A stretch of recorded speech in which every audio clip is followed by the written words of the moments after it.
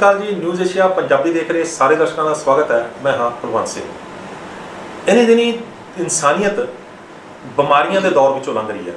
ਬਿਮਾਰੀਆਂ ਜੇਕਰ ਗੱਲ ਕਰੀਏ ਤਾਂ ਅਜਿਹੀਆਂ ਬਿਮਾਰੀਆਂ ਜਿਸ ਦੇ ਨਾਲ ਇਨਸਾਨੀਅਤ ਦੇ ਅੰਦਰ ਅਜਿਹਾ ਡਰ ਪੈਦਾ ਹੋ ਚੁੱਕਿਆ ਹੈ ਕਿ ਉਸ ਦੇ ਨਾਲ ਉਹਨਾਂ ਦੀ ਜਾਨ ਚਲੀ ਜਾਏਗੀ। ਬਹੁਤ ਸਾਰੀਆਂ ਜਾਨਾਂ ਜਾ ਵੀ ਰਹੀਆਂ ਨੇ। ਡਾਕਟਰਾਂ ਦੀ ਜੇਕਰ ਗੱਲ ਕਰੀਏ ਤਾਂ ਡਾਕਟਰ ਇਹ ਕਹਿੰਦੇ ਨੇ ਕਿ ਤੁਸੀਂ ਕਿਸੇ ਵੀ ਤਰ੍ਹਾਂ ਦੀ ਬਿਮਾਰੀ ਤੋਂ ਬਚਣਾ ਹੈ ਤਾਂ ਤੁਸੀਂ ਆਪਣਾ ਭੋਜਨ ਜਿਹੜਾ ਸੰਤੁਲਿਤ ਖੁਰਾਕ ਲੈਣੀ ਹੈ, ਵਧੀਆ ਭੋਜਨ ਲੈਣਾ ਹੈ, ਕੁਝ ਵੀ ਅਜਿਹਾ ਨਹੀਂ ਲੈਣਾ ਜਿਹੜਾ ਕਿ ਅੰਦਰ ਜਾ ਕੇ ਤੁਹਾਡੇ ਸਰੀਰ ਦੇ ਅੰਦਰ ਬਿਮਾਰੀ ਪੈਦਾ ਕਰੇ, ਤੁਹਾਡੇ ਸਰੀਰ ਨੂੰ ਖਰਾਬ ਕਰੇ। ਤੇ ਜੇਕਰ ਨੌਜਵਾਨ ਪੀੜ੍ਹੀ ਦੀ ਗੱਲ ਕੀਤੀ ਜਾਵੇ ਤਾਂ ਇਸ ਵੇਲੇ ਜਿਹੜਾ ਉਹ ਜੰਕ ਫੂਡ, ਬਰਗਰ, ਪੀਜ਼ੇ ਇਸ ਤਰ੍ਹਾਂ ਦੀਆਂ ਚੀਜ਼ਾਂ ਜਿਹੜੀਆਂ ਖਾ ਰਹੇ ਨੇ, ਜਿਹਦੇ ਨਾਲ ਜਿਹੜਾ ਬੋਡੀ ਦੇ ਅੰਦਰ ਵਿਕਾਰ ਪੈਦਾ ਹੋ ਰਹੇ ਨੇ। ਤੇ ਜਿਹੜੇ ਵਿਕਾਰ ਪੈਦਾ ਹੋ ਰਹੇ ਨੇ ਉਹਨਾਂ ਵਿੱਚੋਂ ਸਭ ਤੋਂ ਵੱਡਾ ਵਿਕਾਰ ਹੈ ਮੋਟਾਪਾ। ਮੋਟਾਪਾ ਜਿਹੜਾ ਉਸ ਜਵਾਨੀ ਦੇ ਵਿੱਚ ਹੀ ਨਹੀਂ ਹੈ, ਬੁਢਾਪੇ ਦੇ ਵਿੱਚ ਵੀ ਹੈ ਤੇ ਹਰ ਵਰਗ ਦੇ ਲੋਕਾਂ ਦੇ ਵਿੱਚ ਮੋਟਾਪਾ ਇਸ ਟਾਈਮ ਦੇਖਿਆ ਜਾ ਰਿਹਾ। ਤੇ ਜੇਕਰ ਆਪਾਂ ਪੰਜਾਬ ਦੀ ਗੱਲ ਕਰੀਏ ਤਾਂ ਪੰਜਾਬ ਦੇ ਵਿੱਚ ਹਰ ਚੌਥਾ ਜਾਂ ਪੰਜਵਾਂ ਬੰਦਾ ਸਾਨੂੰ ਮੋਟਾ ਨਜ਼ਰ ਆਏਗਾ। ਮੋਟਾਪਾ ਇੱਕ ਅਜਿਹੀ ਬਿਮਾਰੀ ਹੈ ਜਿਹੜੀ ਕਿ ਜਿਸ ਬਾਰੇ ਕਿ ਡਾਕਟਰ ਇਹ ਕਹਿੰਦੇ ਨੇ ਕਿ ਸਾਰੀਆਂ ਬਿਮਾਰੀਆਂ ਦੀ ਜੇਕਰ ਜੜ ਹੈ ਤਾਂ ਉਹ ਮੋਟਾਪਾ ਹੈ ਤੇ ਇਸ ਵਿੱਚ ਕੋਈ ਝੂਠ ਨਹੀਂ ਹੋਏਗਾ। ਮੋਟਾਪਾ ਕਿਉਂ ਹੁੰਦਾ ਹੈ, ਕੀ ਕਾਰਨ ਨੇ ਮੋਟਾਪੇ ਦੇ, ਕੀ ਇਹੋ ਜਿਹਾ ਹੁੰਦਾ ਹੈ ਜਿਹੜਾ ਬੰਦੇ ਦਾ ਸਰੀਰ ਜਿਹੜਾ ਫੁੱਲਣਾ ਸ਼ੁਰੂ ਹੋ ਜਾਂਦਾ ਹੈ, ਤੇ ਕੀ ਇਹੋ ਜਿਹਾ ਹੁੰਦਾ ਹੈ ਜਿਹਦੇ ਨਾਲ ਜਿਹੜਾ ਮੋਟਾਪਾ ਜਿਹੜਾ ਬਾਕੀ ਦੀਆਂ ਬਿਮਾਰੀਆਂ ਨੂੰ ਜਿਹੜਾ ਜਨਮ ਦਿੰਦਾ। ਤੇ ਮੋਟਾਪੇ ਤੋਂ ਆਪਾਂ ਕਿਸ ਤਰ੍ਹਾਂ ਬਚ ਸਕਦੇ ਹਾਂ। ਜਿਹੜੇ ਲੋਕ ਨੂੰ ਵਾਕਈ ਹੀ ਮੋਟੇ ਹੋ ਚੁੱਕੇ ਨੇ ਉਹ ਆਪਣਾ ਵਜ਼ਨ ਕਿਸ ਤਰ੍ਹਾਂ ਘਟਾਉਣ, ਤੇ ਇਹ ਸਾਰੀਆਂ ਚੀਜ਼ਾਂ ਦੇ ਵਿੱਚ ਜਿਹੜਾ ਉਹ ਆਪਾਂ ਬਿਨਾਂ ਕਿਸੇ ਦਵਾਈ ਦੇ ਉੱਤੋਂ ਆਪਾਂ ਇਸ ਚੀਜ਼ ਦੇ ਉੱਤੋਂ ਕਿਸ ਤਰ੍ਹਾਂ ਬਚ ਸਕਦੇ ਹਾਂ। ਇਹ ਸਾਰੀ ਜਾਣਕਾਰੀ ਲੈਣ ਲਈ ਅੱਜ ਆਪਾਂ ਇੱਕ ਵਾਰ ਫੇਰ ਹਾਜ਼ਰ ਹੋਏ ਹਾਂ ਵਿਸ਼ਵ ਪ੍ਰਸਿੱਧ ਡਾਕਟਰ ਅਮਰ ਸਿੰਘ ਆਜ਼ਾਦ ਹੋਣਾ ਕੋਲੋਂ, ਜਿਨ੍ਹਾਂ ਤੋਂ ਆਪਾਂ ਇਹ ਜਾਣਨ ਦੀ ਕੋਸ਼ਿਸ਼ ਕਰਾਂਗੇ ਕਿ ਬਹੁਤ ਸਾਰੇ ਲੋਕ ਤਾਂ ਜਿਹੜੇ ਨੇ ਉਹ ਜਦੋਂ ਦਵਾਈਆਂ ਖਾ ਕੇ ਵੀ ਉਹਨਾਂ ਦਾ ਮੋਟਾਪਾ ਨਹੀਂ ਘਟਦਾ ਤਾਂ ਉਹ ਆਪਰੇਸ਼ਨ ਵਾਲੀ ਰਾਹ ਦੇ ਉੱਤੇ ਤੁਰ ਪੈਂਦੇ ਨੇ। ਕੀ ਮੋਟਾਪਾ ਘਟਾਉਣ ਦਾ ਕੋਈ ਵੀ ਕਾਰਨ, ਕੋਈ ਵੀ ਜਿਹੜਾ ਸਾਡੇ ਕੋਲ ਹੱਲ ਨਜ਼ਰ ਨਹੀਂ ਆ ਰਿਹਾ, ਕਿ ਜਾਂ ਫਿਰ ਦਵਾਈਆਂ ਦੇ ਨਾਲ ਹੀ ਜਿਹੜਾ ਆਪਾਂ ਮੋਟਾਪਾ ਘਟਾਵਾਂਗੇ ਤੇ ਸਰੀਰ ਦੇ ਵਿੱਚ ਹੋਰ ਵਿਕਾਰ ਪੈਦਾ ਕਰ ਲਾਂਗੇ। ਸਾਰੀਆਂ ਚੀਜ਼ਾਂ ਦਾ ਆਪਾਂ ਹੱਲ ਜਾਣਨ ਲਈ ਆਪਾਂ ਡਾਕਟਰ ਸਾਹਿਬ ਦੇ ਨਾਲ ਗੱਲ ਕਰਾਂਗੇ ਤੇ ਤੁਹਾਡੇ ਤੱਕ ਪਹੁੰਚਾਵਾਂਗੇ ਇੱਕ ਅਹਿਮ ਜਾਣਕਾਰੀ ਜਿਹੜੀ ਕਿ ਤੁਸੀਂ ਜਾਣਨਾ ਚਾਹੁੰਦੇ ਹੋ। ਡਾਕਟਰ ਸਾਹਿਬ ਤੁਹਾਡਾ ਬਹੁਤ ਬਹੁਤ ਸਵਾਗਤ ਹੈ। ਸਤਿ ਸ਼੍ਰੀ ਅਕਾਲ ਜੀ ਸਾਰੇ। ਡਾਕਟਰ ਸਾਹਿਬ, ਜਿਸ ਤਰ੍ਹਾਂ ਮੈਂ ਗੱਲ ਕੀਤੀ ਹੈ ਕਿ ਸਾਰੀਆਂ ਬਿਮਾਰੀਆਂ ਦੀ ਜਿਹੜੀ ਜੜ ਹੈ ਉਹ ਮੋਟਾਪਾ ਹੈ, ਕੀ ਸੱਚ ਹੈ ਜੀ? ਬਿਲਕੁਲ ਸੱਚ ਹੈ, ਇਹ ਤਾਂ ਸੱਚ ਹੈ ਹੀ ਹੈ। ਪਰ ਇਸ ਤੋਂ ਥੋੜ੍ਹਾ ਜਿਹਾ ਹੋਰ ਅੱਗੇ ਚਲੇ ਜਾਈਏ ਤਾਂ ਜਿਹੜਾ ਸਾਰੀਆਂ ਬਿਮਾਰੀਆਂ ਦੀ ਜੜ ਅਸਲ ਵਿੱਚ ਮੋਟਾਪਾ ਨਹੀਂ ਹੈ। ਸਾਰੀਆਂ ਬਿਮਾਰੀਆਂ ਦੀ ਜੜ ਭੋਜਨ ਹੈ, ਗਲਤ ਭੋਜਨ ਹੈ ਜੀ। ਮੋਟਾਪਾ ਠੀਕ ਹੈ, ਜਿਹੜਾ ਮੋਟਾ ਬੰਦਾ ਹੁੰਦਾ ਉਹ ਵੱਧ ਬਿਮਾਰੀਆਂ ਲੱਗਦੀਆਂ ਜੀ, ਕਿਉਂਕਿ ਬਹੁਤ ਸਾਰੇ ਜਿਹੜੇ ਨੇ, ਮੈਂ ਤਾਂ ਮਰੀਜ਼ਾਂ ਨੂੰ ਕਹਿੰਦਾ ਹੁੰਦਾ ਕਈ ਵਾਰੀ ਵੀ ਮੈਂ ਤੁਹਾਨੂੰ ਐਂ ਕਰੋ, ਤੁਹਾਨੂੰ 1 ਕਿਲੋ ਭਾਰ ਬੱਟਾ ਦਿੰਦਾ ਹੱਥ 'ਚ ਜੀ, ਤੁਸੀਂ ਮੈਨੂੰ ਮੈਂ ਤੁਹਾਨੂੰ ਕਹੂੰਗਾ ਵੀ ਤੁਸੀਂ 24 ਘੰਟੇ ਨਾਲ ਰੱਖਣਾ, ਚੱਕ ਕੇ ਰੱਖਣਾ, ਅਤੇ ਤੁਸੀਂ ਚੱਕ ਲਓਗੇ? ਕਹਿੰਦੇ ਨਾ, ਮੈਂ ਜਿਹੜਾ 20 ਕਿਲੋ 25 ਕਿਲੋ 30 ਕਿਲੋ ਜ਼ਿਆਦਾ ਇਹ ਚੱਕ ਫਿਰਦੇ ਆਪਾਂ। ਤਾਂ ਇਹ ਕਿਤੇ ਨਾ ਕਿਤੇ ਆਪਾਂ ਚੇਤੰਨ ਨਹੀਂ ਹਾਂ ਕਿ ਜਿਹੜਾ ਅਸੀਂ ਫਾਲਤੂ ਭਾਰ ਚੱਕ ਕੇ ਤੁਰੇ ਫਿਰਦੇ ਹਾਂ। ਸਾਡਾ ਕੱਲਾ ਅੰਗ, ਸਾਡੇ ਜੋੜ, ਸਾਡੇ ਪੱਟੇ, ਸਾਡੀਆਂ ਹੱਡੀਆਂ, ਸਾਡਾ ਕੱਲਾ ਅੰਗ ਉਹਦੀ ਮਾਰ 'ਚ ਆ ਰਿਹਾ, ਕਿਉਂਕਿ ਤੁਸੀਂ ਫਾਲਤੂ ਬੋਝ ਚੱਕ ਕੇ ਫਿਰਦੇ ਹੋ ਜਿਹੜਾ ਕਿ ਤੁਹਾਡੀ ਸਰੀਰ ਦੀ ਊਰਜਾ ਖਾ ਰਿਹਾ, ਤੁਹਾਡੇ ਸਰੀਰ ਦਾ ਨਿਊਟ੍ਰੀਸ਼ਨ ਖਾ ਰਿਹਾ, ਤੁਹਾਡੇ ਸਰੀਰ ਦੀ ਜਿਹੜੀ ਸਾਰੀ ਦੀ ਸਾਰੀ ਜਿਹੜੀ ਵੇਸਟ ਹੋ ਰਹੀ ਹੈ। ਅਤੇ ਉਹ ਜਿਹੜੀ ਚੀਜ਼ ਤੁਹਾਨੂੰ ਸਿਹਤਮੰਦ ਰੱਖਣ 'ਚ ਲੱਗਣੀ ਸੀ, ਜਿਹੜੀ ਊਰਜਾ, ਜੋ ਸਾਧਨ ਸਿਹਤਮੰਦ ਰੱਖਣ 'ਚ ਲੱਗਣੇ ਸੀ, ਉਹ ਤੁਹਾਡੇ ਮੋਟੇ ਵਾਧੂ ਭਾਰ ਚੱਕਣ 'ਚ ਲੱਗ ਰਿਹਾ। ਦੇਸ਼ ਦਾ ਜਿਹੜਾ ਕੀਮਤੀ ਅਨਾਜ ਵੀ ਖਾ ਰਿਹਾ। ਹਾਂ ਬਿਲਕੁਲ ਵੇਸਟਫੁਲ ਹੈ। ਬਾਕੀ ਜਿਹੜੀ ਪਰਿਵਾਰ ਦੇ ਉੱਪਰ ਜਿਹੜਾ ਫਾਲਤੂ ਦਾ ਬੋਝ ਪਾ ਰਹੇ ਅਸੀਂ, ਜਿਹਦਾ ਮਤਲਬ ਨਹੀਂ ਹੈ। ਜੇ ਇੱਕ ਤਾਂ ਪਾਸੇ ਤਾਂ ਵੱਧ ਖਾ ਕੇ ਪਾਉਂਦੇ ਆ ਪਹਿਲਾਂ, ਫਿਰ ਉਦੋਂ ਬਾਅਦ ਉਹਦੀ ਬਿਮਾਰੀਆਂ ਦਾ ਦਵਾਈਆਂ ਖਾ ਕੇ ਇਲਾਜ ਕਰਦੇ ਆ, ਉਹ ਉਦੋਂ ਵੱਧ ਪਾਉਂਦੇ ਆ। ਤਾਂ ਕਿਤੇ ਨਾ ਕਿਤੇ ਇਹ ਗੱਲ ਤੁਹਾਡੀ ਸਹੀ ਹੈ ਕਿ ਮੋਟਾਪਾ ਜਿਹੜਾ ਉਹ ਬਿਮਾਰੀਆਂ ਦੀ ਜੜ ਹੈ। ਅਤੇ ਜੇ ਉਸ ਤੋਂ ਅੱਗੇ ਜਾਈਏ ਤਾਂ ਮੋਟਾਪਾ, ਸ਼ੂਗਰ, ਬਲੱਡ ਪ੍ਰੈਸ਼ਰ, ਕੋਲੈਸਟਰੋਲ ਵਧਣਾ, ਹਾਰਟ ਦੀ ਬਿਮਾਰੀਆਂ ਹੋਣਾ, ਸਾਰੀਆਂ ਦੇ ਪਿੱਛੇ ਜਿਹੜੀ ਅਸਲ ਜੜ ਹੈ, ਮੂਲ ਜੜ ਹੈ, ਵੱਡੀ ਜੜ ਹੈ, ਉਹ ਹੈ ਗਲਤ ਕਿਸਮ ਦਾ ਭੋਜਨ। ਅੱਛਾ ਡਾਕਟਰ ਸਾਹਿਬ, ਆਪਾਂ ਹੁਣ ਗੱਲ ਕੀਤੀ ਹੈ ਕਿ ਮੋਟਾਪਾ ਜਿਹੜੀ ਹੈ ਉਹ ਕਾਫੀ ਬਿਮਾਰੀਆਂ ਦੀ ਜੜ ਹੈ। ਗਲਤ ਭੋਜਨ ਜਿਹੜਾ ਉਸਦਾ ਜਿਹੜਾ ਇੱਕ ਸਲਿਊਸ਼ਨ ਜਿਹੜਾ ਹੈਗਾ, ਜੇ ਆਪਾਂ ਸਹੀ ਕੱਢੀਏ ਤਾਂ ਭੋਜਨ ਆਪਾਂ ਨੂੰ ਸਹੀ ਕਰਨਾ ਪਏਗਾ। ਲੇਕਿਨ ਆਪਾਂ ਸਟਾਰਟ ਇੱਥੋਂ ਕਰਦੇ ਹਾਂ ਕਿ ਮੋਟਾਪਾ ਬੋਡੀ ਦੇ ਅੰਦਰ ਕੀ ਇਹੋ ਜਿਹਾ ਹੁੰਦਾ ਜਿਹੜਾ ਸਰੀਰ ਫੁੱਲਣਾ ਸ਼ੁਰੂ ਹੋ ਜਾਂਦਾ? ਉਹਦੇ 'ਚ ਉਹਦੀ ਜਿਹੜੀ ਖੋਜਾਂ ਹੋਈਆਂ ਨਾ, ਉਹ ਖੋਜਾਂ ਇਹ ਕਹਿੰਦੀਆਂ ਨੇ ਕਿ ਸਾਡਾ ਭੋਜਨ ਜਦੋਂ ਉਹਦੇ ਅੰਦਰ ਇੱਦਾਂ ਦੇ ਪਦਾਰਥ ਹੁੰਦੇ ਆ ਜਿਹੜਾ ਕਿ ਗਲੂਕੋਸ ਨੂੰ ਇੱਕਦਮ ਚੱਕ ਦਿੰਦੇ ਉੱਪਰ ਜੀ। ਗਲੂਕੋਸ ਉਹ ਪਦਾਰਥ ਹੈ ਸਾਡੇ ਸਰੀਰ ਦਾ ਜਿਹੜਾ ਸਾਡੇ ਸਰੀਰ ਲਈ ਬਿਲਕੁਲ ਹੀ ਜ਼ਰੂਰੀ ਹੈ। ਇਹ ਤੋਂ ਬਿਨਾਂ ਅਸੀਂ 1 ਮਿੰਟ 1 ਸਕਿੰਟ ਨਹੀਂ ਸਾਰ ਸਕਦੇ। ਸਾਡੇ ਅੰਦਰ ਗਲੂਕੋਸ ਹੀ ਊਰਜਾ ਦਾ ਆਧਾਰ ਹੈ। ਉਹ ਜਿਹੜੀ ਪ੍ਰਮਾਤਮਾ ਦੀ ਊਰਜਾ ਹੈ, ਸੂਰਜ ਰਾਹੀਂ ਹੁੰਦੀ ਹੋਈ, ਸੂਰਜ ਤੋਂ ਭੋਜਨ ਦਰਖਤਾਂ ਰਾਹੀਂ ਹੁੰਦੀ ਹੋਈ, ਹਰਿਆਲੀ ਪੱਤਿਆਂ ਰਾਹੀਂ ਹੁੰਦੀ ਹੋਈ ਸਾਡੇ 'ਚ ਪਹੁੰਚਦੀ ਹੈ, ਉਹ ਊਰਜਾ ਅਲਟੀਮੇਟਲੀ ਗਲੂਕੋਜ਼ ਦੀ ਸ਼ਕਲ 'ਚ ਜਾ ਕੇ ਸਾਡੇ ਸਰੀਰ ਨੂੰ ਲੱਗਦੀ ਹੈ। ਗਲੂਕੋਜ਼ ਉਹ ਮੋਲੀਕਿਊਲ ਹੈ, ਇੱਕੋ ਇੱਕ ਮੋਲੀਕਿਊਲ ਹੈ ਜਿਹਦੇ ਤੋਂ ਸਰੀਰ ਸਾਡਾ ਊਰਜਾ ਬਣਾਉਂਦਾ ਹੈ। ਉਸ ਊਰਜਾ ਬਣਾਉਣ ਦੇ ਜਨਰੇਟਰ ਕਿੱਥੇ ਲੱਗੇ? ਸਾਡੀ ਕੱਲੀ ਕੋਸ਼ਿਕਾ 'ਚ ਜਨਰੇਟਰ ਲੱਗੇ ਨੇ, ਮਾਈਟੋਕੌਂਡਰੀਆ ਕਹਿੰਦੇ ਉਹਨਾਂ ਨੂੰ। ਮਾਈਟੋਕੌਂਡਰੀਆ ਨਾਂ ਦੇ ਜਨਰੇਟਰ, ਮਿੰਨੀ ਜਨਰੇਟਰ ਲੱਗੇ ਹੋਏ ਆ, ਜਿਹਨਾਂ ਨੂੰ ਦੋ ਚੀਜ਼ਾਂ ਚਾਹੀਦੀਆਂ ਨੇ, ਗਲੂਕੋਜ਼ ਚਾਹੀਦੀ ਹੈ ਭੋਜਨ ਤੋਂ ਤੇ ਆਕਸੀਜਨ ਚਾਹੀਦੀ ਹੈ ਫੇਫੜਿਆਂ ਤੋਂ। ਤਾਂ ਦੋ ਚੀਜ਼ਾਂ ਰਲ ਕੇ ਉੱਥੇ ਊਰਜਾ ਪੈਦਾ ਕਰਦੀਆਂ ਨੇ। ਊਰਜਾ ਫਿਰ ਕੀ ਸ਼ਕਲ 'ਚ ਆਉਂਦੀ ਜਿਹਦਾ ਨਾਮ ਹੈ ATP, adenosine triphosphate. Chemical compound ਹੈ, ਮੋਲੀਕਿਊਲ ਹੈ, ਜਿਹੜਾ ਸਰੀਰ ਦੀ ਊਰਜਾ ਦਾ ਕੈਮੀਕਲ ਸ਼ਕਲ ਹੈ, ਯਾਨੀ ਪੈਟਰੋਲ ਹੈ। ਉਹ ATP ਜੇਕਰ ਬਣੇਗਾ ਤਾਂ ਸਰੀਰ ਚੱਲੇਗਾ। ਜਿੱਧਰ ATP ਬਣਨਾ ਬੰਦ ਹੋ ਗਿਆ, ਦਿਲ ਵੀ ਬੰਦ, ਸਾਹ ਵੀ ਬੰਦ, ਹਰ ਚੀਜ਼ ਬੰਦ। ਤਾਂ ਉਹ ATP ਬਣਾਉਣ ਵਾਸਤੇ ਗਲੂਕੋਜ਼ ਜਿਹੜੀ ਬਹੁਤ ਜ਼ਰੂਰੀ ਹੈ। ਹੁਣ ਸਵਾਲ ਹੈ ਗਲੂਕੋਜ਼ ਕਿੰਨੀ ਚਾਹੀਦੀ ਹੈ ਸਰੀਰ 'ਚ? ਗਲੂਕੋਜ਼ ਚਾਹੀਦੀ ਹੁੰਦੀ ਹੈ ਸਿਰਫ ਤੇ ਸਿਰਫ 1 ਚਮਚਾ ਪੂਰੇ 5 ਲੀਟਰ ਖੂਨ 'ਚ। ਸਾਡੀ ਰੀਡਿੰਗ 100 ਮਿਲੀਗ੍ਰਾਮ ਹੈ ਨਾ, 100 ਮਿਲੀਗ੍ਰਾਮ 10 ml 'ਚ, 10 ml ਬਲੱਡ 'ਚ 100 ਮਿਲੀਗ੍ਰਾਮ ਸ਼ੂਗਰ, ਯਾਨੀ ਕਿ 1 ਲੀਟਰ ਦੇ ਵਿੱਚ 1 ਗ੍ਰਾਮ, ਯਾਨੀ ਕਿ 5 ਲੀਟਰ 'ਚ 5 ਗ੍ਰਾਮ। ਯਾਨੀ ਕਿ 1 ਚਮਚਾ ਤੁਸੀਂ ਕਹਿ ਰਹੇ ਹੋ ਕਿ 1 ਚਮਚਾ ਸ਼ੂਗਰ ਦਾ ਬਾਡੀ ਦੇ ਵਿੱਚ ਸਾਡੇ ਸਰੀਰ 'ਚ ਐਟ ਏ ਟਾਈਮ ਚਾਹੀਦਾ ਹੈ। ਐਟ ਏ ਟਾਈਮ, ਹਰ ਵੇਲੇ। ਆਪਾਂ ਤਾਂ ਕੋਲਡ ਡਰਿੰਕ ਦੀ ਜਿਹੜੀ ਬੋਤਲ ਹੈ ਉਹਦੇ 'ਚ ਤਾਂ ਮੇਰੇ ਕੋਲ ਕਾਫੀ ਸਾਰਾ ਹੁੰਦਾ ਸ਼ੂਗਰ। 6 ਚਮਚੇ ਕੋਕਾ ਕੋਲਾ ਦੇ ਥੰਮਸ ਅਪ ਦੀਆਂ ਬੋਤਲਾਂ ਦੇ ਅੰਦਰ 6 ਚਮਚੇ ਚੀਨੀ ਹੈ, ਔਰ ਉਹ ਚੀਨੀ ਹੈ ਜਿਹੜੀ ਕਿ ਜਾਣ ਸਾਰ ਖੂਨ 'ਚ ਜਾਂਦੀ ਹੈ। ਇਹ 'ਚ ਬਾਡੀ ਦਾ ਕੋਈ ਬਹੁਤ ਸਾਰੀ ਨੈਚੁਰਲ ਸ਼ੂਗਰਸ ਨੇ, ਬਾਡੀ ਦਾ ਇੱਕ ਮੈਕੈਨਿਜ਼ਮ ਹੁੰਦਾ। ਫਲ ਨੇ, ਫਲ ਤੁਸੀਂ ਖਾਓਗੇ, ਫਲਾਂ ਦੀ ਸ਼ੂਗਰ ਸਰੀਰ ਇੱਕਦਮ ਜੀ ਖੂਨ 'ਚ ਨਹੀਂ ਜਾਣ ਦੇਗਾ, ਕਿਉਂਕਿ ਬਾਡੀ ਉਹ ਫਲਾਂ ਦੀ ਸ਼ੂਗਰ ਦੇ ਅੰਦਰ ਆਪਣੀ ਵਿਜ਼ਡਮ ਹੈ। ਕੁਦਰਤ ਸਾਡੇ ਨਾਲ ਉਹਦਾ ਸਾਡਾ ਤਾਲਮੇਲ ਬਣਿਆ ਹੋਇਆ, ਸਦੀਆਂ ਪੁਰਾਣਾ, ਹਜ਼ਾਰਾਂ ਲੱਖਾਂ ਸਾਲ ਪੁਰਾਣਾ। ਤਾਂ ਜਦੋਂ ਅਸੀਂ ਫਲ ਖਾਂਦੇ ਹਾਂ ਤਾਂ ਜਿੰਨੀ ਸਰੀਰ ਨੂੰ ਸ਼ੂਗਰ ਚਾਹੀਦੀ ਹੈ ਉਨੀ ਉਹ ਸਾਨੂੰ ਜਾਣ ਦਿੰਦਾ, ਬਾਕੀ ਰੋਕ ਲੈਂਦਾ। ਪਰ ਡਾਕਟਰ ਸਾਹਿਬ, ਕਈ ਤਾਂ ਡਾਕਟਰ ਇਹ ਕਹਿੰਦੇ ਨੇ ਵੀ ਤੁਹਾਨੂੰ ਸ਼ੂਗਰ ਹੈ ਜੀ, ਤੁਸੀਂ ਮਿੱਠੇ ਫਲ ਵੀ ਨਹੀਂ ਖਾ ਸਕਦੇ। ਉਹ ਗਲਤ ਸਿੱਧ ਹੋ ਗਿਆ, ਸਾਰੀ ਰਿਸਰਚ ਗਲਤ ਸਿੱਧ ਹੋ ਚੁੱਕੀ ਹੈ। ਜਿਹੜੇ ਫਲ ਨੇ ਇਹ ਸ਼ੂਗਰ ਨਹੀਂ ਬਣਾਉਂਦੇ। ਫਲਾਂ ਦੀ ਸ਼ੂਗਰ ਡਿਫਰੈਂਟ ਸ਼ੂਗਰ ਹੈ, ਫਰਕਟੋਜ਼ ਨਾਂ ਦੀ ਸ਼ੂਗਰ ਹੈ। ਫਰਕਟੋਜ਼ ਬਾਡੀ ਦੇ ਅੰਦਰ ਇੱਕ ਐਸੀ ਵਿਜ਼ਡਮ ਹੈ ਕਿ ਫਰਕਟੋਜ਼ ਨੂੰ ਬਾਡੀ ਰੋਕ ਲੈਂਦੀ ਹੈ, ਇਹ ਫਿਰ ਹੌਲੀ ਹੌਲੀ ਗਲੂਕੋਜ਼ ਬਣਾਉਂਦੀ ਹੈ। ਇਸ ਕਰਕੇ ਫਰਕਟੋਜ਼ ਡਿਫਰੈਂਟ ਸ਼ੂਗਰ ਹੈ, ਗਲੂਕੋਜ਼ ਡਿਫਰੈਂਟ ਸ਼ੂਗਰ ਹੈ। ਲੇਕਿਨ ਜਿਹੜੀ ਉਹਦੇ ਅੰਦਰ ਪਾਈ ਹੋਈ ਸ਼ੂਗਰ ਹੈ ਕੋਲਡ ਡਰਿੰਕਾਂ ਦੇ ਅੰਦਰ, ਔਰ ਜਿਹੜੀ ਟ੍ਰੀਟਸ ਨੇ ਜਿਹੜੀਆਂ ਸਾਡੀਆਂ ਜਿਹੜੀਆਂ ਨੇ, ਕੇਕ ਨੇ, ਪੇਸਟਰੀਆਂ ਨੇ, ਮਿਠਾਈਆਂ ਨੇ, ਇਹ ਸਾਰੀ ਇਹਦੇ ਅੰਦਰ ਕੋਈ ਚੈੱਕ ਨਹੀਂ ਹੈ, ਕੋਈ ਇਹੋ ਜਿਹਾ ਮੈਕੈਨਿਜ਼ਮ ਨਹੀਂ ਕਿ ਬਾਡੀਆਂ ਦੀ ਸ਼ੂਗਰ ਨੂੰ ਅੰਦਰ ਜਾਣੋਂ ਰੋਕ ਲਏਗੀ, ਕਿਉਂਕਿ ਉਹ ਨਕਲੀ ਨੇ। ਜਿਹੜੀ ਚੀਜ਼ ਨਕਲੀ ਬਣ ਗਈ ਉਹਦੇ ਅੰਦਰ ਜਿਹੜਾ ਨੇਚਰ ਨੇ ਪਾਇਆ ਹੋਇਆ ਸਿਸਟਮ ਸੀਗਾ ਸੈਲਫ ਰੈਗੂਲੇਸ਼ਨ ਵਾਲਾ, ਉਹ ਖਤਮ ਹੋ ਜਾਂਦਾ ਹੈ। ਕਿਉਂਕਿ ਕੁਦਰਤ ਦੇ ਅੰਦਰ, ਕੁਦਰਤ ਬਹੁਤ ਵੱਡੀ ਡਾਕਟਰ ਹੈ, ਔਰ ਹਰ ਜੀਵ ਦੇ ਅੰਦਰ ਇੱਕ ਡਾਕਟਰ ਬੈਠਾ ਹੈ। ਉਹ ਡਾਕਟਰ ਨੇਚੁਰਲ ਫੂਡ ਵਾਲਾ ਕੰਮ ਕਰਦਾ, ਉਹਦੀ ਭਾਸ਼ਾ ਨੂੰ ਸਮਝ ਆਉਂਦੀ ਹੈ। ਲੇਕਿਨ ਜਦੋਂ ਆਰਟੀਫਿਸ਼ਲੀ ਮੇਡ ਉਹ ਜਦੋਂ ਅਸੀਂ ਖਾਂਦੇ ਹਾਂ ਤਾਂ ਉਹ ਕੰਮ ਉਹਨੂੰ ਨਹੀਂ ਛੱਡਦਾ। ਫਿਰ ਉਹ ਸ਼ੂਗਰ ਸਿੱਧੀ ਸ਼ੂਗਰ ਖੂਨ 'ਚ ਜਾਂਦੀ ਹੈ ਔਰ ਹੜ ਆ ਜਾਂਦਾ ਸ਼ੂਗਰ ਦਾ। ਔਰ ਅੱਜ ਰਿਸਰਚ ਇਹ ਸਿੱਧ ਕਰ ਰਹੀ ਹੈ ਕਿ ਜਦੋਂ ਵੀ ਇਹੋ ਜਿਹਾ ਫੂਡ ਖਾਵਾਂਗੇ ਜਿਹਦੇ ਨਾਲ ਕਿ ਸ਼ੂਗਰ ਦਾ ਹੜ ਆਉਂਦਾ ਹੈ ਤਾਂ ਉਹ ਬਿਮਾਰੀ ਦੀ ਜੜ ਹੈ। ਕੱਲੀ ਮੋਟਾਪੇ ਦੀ ਨਹੀਂ, ਮੋਟਾਪਾ, sugar, blood pressure, cholesterol, heart ਦੀ ਪ੍ਰੋਬਲਮ, ਥਾਇਰਾਇਡ, ਕੈਂਸਰਸ।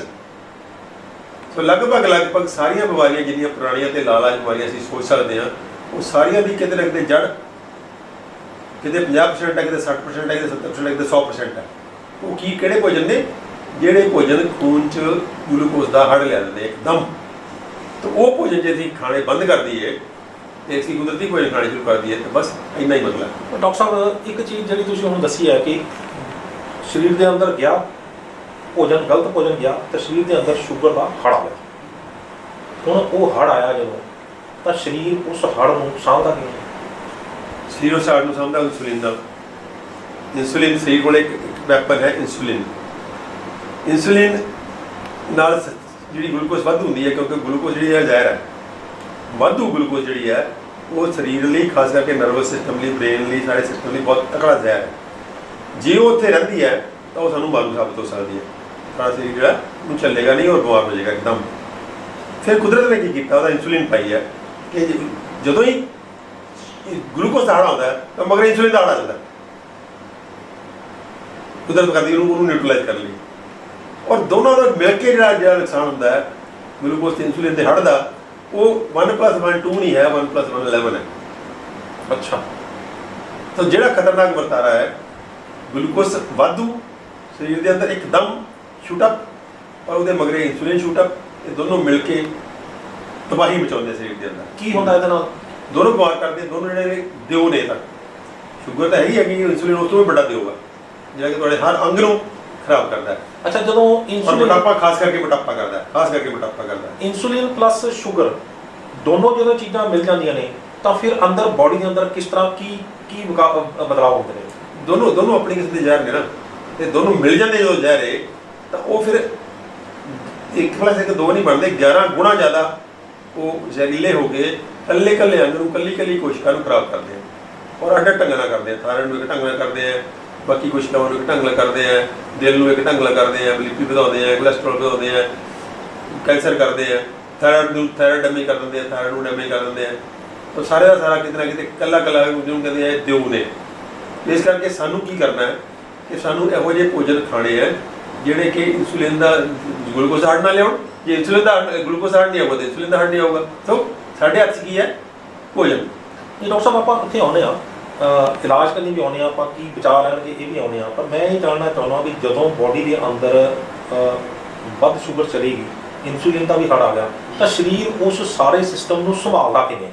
ਉਸ ਚੀਜ਼ ਉਹ ਮਤਲਬ ਸ਼ੂਗਰ ਆ ਗਈ, ਉਹਨੂੰ ਕਿੱਥੇ ਕਰਨਾ ਹੁੰਦਾ ਉਹਨੇ ਸਰੀਰ ਨੇ? ਉਹਨੂੰ ਦੇਖੋ ਦੋ ਸ਼ੂਗਰ ਕੋਲੇ ਕਿਹੜੇ ਕਿਹੜੇ ਨੇ। ਇੱਕ ਤਾਂ ਉਹਦੇ ਕੋਲੇ ਲਿਵਰ ਹੈ ਜੀ, ਲਿਵਰ ਨੂੰ ਦੇਗਾ ਪੜ ਧੜ ਵੀ ਤੂੰ ਇਹਨੂੰ ਉਹ ਬਣਾ, ਕੋਲੈਸਟਰੋਲ ਬਣਾ। ਲਿਵਰ 'ਚ ਬਣਦੀ ਕੋਲੈਸਟਰੋਲ ਬਾਹਰੋਂ ਨਹੀਂ ਜਾਂਦੀ, ਜਿਹੜੀ ਅੰਦਰ ਬਣਦੀ ਉਹ ਕੋਲੈਸਟਰੋਲ ਲਿਵਰ। ਤਾਂ ਲਿਵਰ ਨੂੰ ਕਹੇਗਾ ਵੀ ਤੂੰ ਇਹਨੂੰ ਕਿਸੇ ਨਾ ਕਿਸੇ ਵੇਲੇ ਲਾ, ਕੋਲੈਸਟਰੋਲ ਬਣਾਏਗਾ, ਟ੍ਰਾਈਗਲਿਸਰਾਈਡ ਬਣਾਏਗਾ, ਉਹ ਹੋਰ ਭਾਂਤ ਜਿਹੇ ਇਹੋ ਜਿਹੀਆਂ ਚੀਜ਼ਾਂ ਬਣਾਏਗਾ ਜਿਹੜੀਆਂ ਕਿ ਜ਼ਹਿਰੀਲੀਆਂ ਨੇ। ਉਹਨੂੰ ਕਰਕੇ ਗਲੂਕੋਜ਼ ਦੀ ਸ਼ਕਲ 'ਚ ਨਾ ਰਹਿਣ, ਕੁਛ ਘੱਟ ਜ਼ਹਿਰੀਲੀਆਂ ਹੋ ਜਾਣ। ਉਹ ਲਿਵਰ ਦੀ ਕੋਸ਼ਿਸ਼ ਹੁੰਦੀ ਹੈ ਜਿਹੜੀ ਬਹੁਤ ਜ਼ਿਆਦਾ ਵੱਡਾ ਜ਼ਹਿਰ ਹੈ ਉਹਨੂੰ ਬਿਲਕੁਲ ਜ਼ਿਆਦਾ ਨਿਊਟਰਲਾਈਜ਼ ਕਰਦਾ ਮੈਂ, ਜਾਂ ਉਹਨੂੰ ਛੋਟੇ ਜ਼ਹਿਰ 'ਚ ਬਦਲਦਾ ਤਾਂ ਕਿ ਉਹ ਜ਼ਿਆਦਾ ਨੁਕਸਾਨ ਨਾ ਕਰੇ। ਇਹਦੇ ਬਲੱਡ ਜਿਵੇਂ ਖੂਨ ਦੀਆਂ ਨਾੜਾਂ ਨੇ, ਖੂਨ ਦੀਆਂ ਨਾੜਾਂ ਜਦੋਂ ਐਕਸੈਸਿਵ ਗਲੂਕੋਜ਼ ਜਾਏਗੀ ਤਾਂ ਉਹ ਕੀ ਕਰੇਗੀ? ਐਕਸੈਸਿਵ ਇਨਸੂਲਿਨ ਜਾਏਗੀ ਤਾਂ ਖੂਨ ਦੀ ਅੰਦਰਲੀ ਝਿੱਲੀ ਨੂੰ, ਨਾੜਾਂ ਦੀ ਅੰਦਰਲੀ ਝਿੱਲੀ ਨੂੰ ਡੈਮੇਜ ਕਰਦੀ ਜਾਏਗੀ। ਉਹਦੇ ਅੰਦਰ ਇਨਫਲੇਮੇਸ਼ਨ ਲਫ਼ਜ਼ ਹੁੰਦਾ ਕਿ ਇਨਫਲੇਮੇਸ਼ਨ, ਜਿਹੜੀ ਕਿ ਸੋਜਿਸ਼ ਕਰਦੀ ਜਾਏਗੀ। ਜਦੋਂ ਨਾੜਾਂ ਦੇ ਅੰਦਰ ਸੋਜਿਸ਼ ਹੋ ਗਈ ਤਾਂ ਕੀ ਕਰੇਗੀ? ਜਿਹੜੀ ਨਾੜਾਂ ਬਹੁਤ ਬਰੀਕ ਨੇ, ਬਰੀਕ ਲੱਖਾਂ ਕਿਲੋਮੀਟਰ ਲੰਬੀ ਨਾੜ ਹੈ ਇੱਕ ਸਰੀਰ 'ਚ ਲੱਖਾਂ ਕਿਲੋਮੀਟਰ ਲੰਬੀਆਂ ਨਾੜਾਂ ਨੇ। ਉਹ ਨਾੜਾਂ ਜਦੋਂ ਕਮਜ਼ੋਰ ਹੋ ਜਾਂਦੀਆਂ ਨੇ ਸੋਜਿਸ਼ ਕਰਕੇ, ਜਿੱਥੋਂ ਕਿਤੇ ਟੁੱਟਣ ਦੀ ਸੰਭਾਵਨਾ ਹੁੰਦੀ ਉੱਥੇ ਜਾ ਕੇ ਉਹ ਫਿਰ ਸਰੀਰ ਨੂੰ ਬੰਦ ਕਰਨ ਦੀ ਕੋਸ਼ਿਸ਼ ਕਰਦਾ, ਉਹਦੇ ਅੰਦਰ ਨਕਲੀ ਤੌਰ ਤੇ ਲੇਪਾ ਪੱਚੀ ਕਰਦਾ ਤਾਂ ਕਿ ਇਹ ਟੁੱਟ ਕੇ ਬਲੀਡਿੰਗ ਨਾ ਹੋ ਜਾਏ, ਖੂਨ ਬਾਹਰ ਨਾ ਨਿਕਲ ਜਾਏ ਕਿਤੇ ਤੇ ਬੰਦਾ ਮਰ ਜਾਏ। ਤਾਂ ਉਹ ਜਦੋਂ ਲੇਪਾ ਚੱਪੀ ਕਰਦਾ ਤਾਂ ਨਾੜੀਆਂ ਬਲੌਕ ਹੋ ਜਾਂਦੀਆਂ, ਤੇ ਉਹਨੂੰ ਅਸੀਂ ਕਹਿੰਦੇ ਹਾਂ ਵੀ ਇਹ ਬਲੱਡ ਪ੍ਰੈਸ਼ਰ ਹੋ ਗਿਆ, ਜਾਂ ਇਹ ਬ੍ਰੇਨ ਸਟ੍ਰੋਕ ਹੋ ਗਿਆ, ਜਾਂ ਹਾਰਟ ਅਟੈਕ ਹੋ ਗਿਆ। ਹੁੰਦਾ ਕਿਉਂ ਹੈ? ਕਿਉਂਕਿ ਸਾਡੇ ਗਲੂਕੋਜ਼ ਤੇ ਇਨਸੂਲਿਨ ਜ਼ਿਆਦਾ ਨੇ। ਫੈਟੀ ਲਿਵਰ ਵੀ ਉਹਦੇ 'ਚ ਲਿਵਰ ਜਾ ਕੇ ਫੈਟੀ ਲਿਵਰ ਹੋ ਜਾਂਦਾ ਹੈ। ਜਿਹਦਾ ਬਾਕੀ ਕੀ ਕਰੇਗਾ? ਸਰੀਰ ਗੁਰਦਿਆਂ ਨੂੰ ਕਹੇਗਾ ਮੈਨੂੰ ਧੜਾ ਬਾਹਰ ਕੱਢੋ। ਜਦੋਂ ਇਨਸੂਲਿਨ ਜਿਹੜੀ ਗਲੂਕੋਜ਼ ਨੂੰ ਬਾਹਰ ਕੱਢੇਗੀ ਤਾਂ ਆਪ ਡੈਮੇਜ ਹੋ ਜਾਏਗਾ, ਗੁਰਦੇ ਡੈਮੇਜ ਹੁੰਦੇ ਸ਼ੂਗਰ ਵਾਲੇ, ਤਾਂ ਲਿਵਰ ਡੈਮੇਜ ਹੋਏਗਾ, ਉਹ ਡੈਮੇਜ ਹੋਏਗਾ। ਇਸ ਤਰ੍ਹਾਂ ਚਮੜੀ ਜਿਹੜੀ ਹੈ, ਚਮੜੀ 'ਚ ਐਕਸੈਸਿਵ ਗਲੂਕੋਜ਼ ਜਾਊਗੀ, ਪਸੀਨੇ ਰਾਹੀਂ ਕੱਢੇਗਾ ਤਾਂ ਉਹਦੇ ਜਿਹੜੇ ਤੇਲ ਬਣਦੇ ਉਹਦੇ ਰਾਹੀਂ ਕੱਢੇਗੀ। ਤਾਂ ਕੀ ਹੋਊਗਾ? ਉੱਥੇ ਜਿਹੜੇ ਕੀਟਾਣੂ ਨੇ ਬਦਲ ਫੁੱਲਣਗੇ, ਉੱਥੇ ਜ਼ਖਮ ਹੋਣੇ ਸ਼ੁਰੂ ਹੋ ਜਾਣਗੇ, ਪੈਰ ਖਰਾਬ ਹੋ ਜਾਂਦੇ ਸ਼ੂਗਰ ਵਾਲਿਆਂ ਦੇ। ਉਹ ਸ਼ੂਗਰ ਠੀਕ ਛਾਲੇ ਹੋ ਜਾਂਦੇ, ਫਿਰ ਪੈਰ ਵੱਢਣੇ, ਲੱਤਾਂ ਵੱਢਣੀਆਂ ਪੈਂਦੀਆਂ ਨੇ। ਅੱਖਾਂ 'ਚ ਜਾਏਗਾ, ਅੱਖਾਂ ਦੇ ਅੰਨੇ ਹੁੰਦੇ ਆ, ਲੱਖਾਂ ਲੋਕ ਅੰਨੇ ਹੋ ਰਹੇ। ਬ੍ਰੇਨ 'ਚ ਜਾਏਗਾ ਤਾਂ ਬ੍ਰੇਨ ਨੂੰ ਖਰਾਬ ਕਰੇਗਾ, ਉਹਦੀ ਮੈਮਰੀ ਖਰਾਬ ਹੋਏਗੀ, ਉਹਦਾ ਲਿਵਰ ਹੋਏਗਾ। ਤਾਂ ਹਰ ਅੰਗ ਨੂੰ ਆਪਾਂ ਥਾਇਰਾਇਡ ਜਾਏਗਾ ਤਾਂ ਥਾਇਰਾਇਡ ਨੂੰ ਕੰਮ ਨਹੀਂ ਕਰ ਦੇਗਾ। ਤਾਂ ਇਹ ਜਿਹਨੂੰ ਕਹਿੰਦੇ ਕਿ ਇਹਦੇ ਉਹ ਜਿਹਨੂੰ ਕਹਿੰਦੇ ਦੈਂਤ ਹੈ, ਇਹੋ ਜਿਹਾ ਦੈਂਤ ਹੈ ਜਿਹਦਾ ਉਹਦੀ ਆਕਟੋਪਸ ਹੁੰਦਾ ਹੈ। ਆਕਟੋਪਸ ਦੇ ਅੱਡ ਤੰਦਾਂ ਹੁੰਦੀਆਂ, ਤੇਂਦੂਆ, ਉਹ ਅੱਡ ਤੰਦਾਂ ਲੈਂਦੀਆਂ, ਉਹ ਹਰ ਅੰਗ ਦੇ ਜਾ ਕੇ ਕਿਤੇ ਨਾ ਕਿਤੇ ਮਾਰ ਕਰਦਾ, ਉਹਨੂੰ ਨੁਕਸਾਨ ਪਹੁੰਚਾਉਂਦਾ। ਇਸ ਕਰਕੇ ਆਪਾਂ ਜਿਹੜੇ ਇਸ ਜੜ ਨੂੰ ਫੜ ਲਾਂਗੇ ਬਸ ਬੇੜਾ ਪਾਰ। ਕੋਈ ਇਸੇ ਜੜ ਨੂੰ ਫੜਨ ਦੀ ਲੋੜ ਹੈ। ਅਸੀਂ ਗਲੂਕੋਜ਼ ਨਾ ਵਧਣ ਦੇਈਏ, ਗਲੂਕੋਜ਼ ਨਹੀਂ ਵਧੂਗੀ, ਇਨਸੂਲਿਨ ਨਹੀਂ ਵਧੇਗੀ, ਅਤੇ ਬਸ ਇਸ ਤੋਂ ਸਿਹਤ ਹੈ।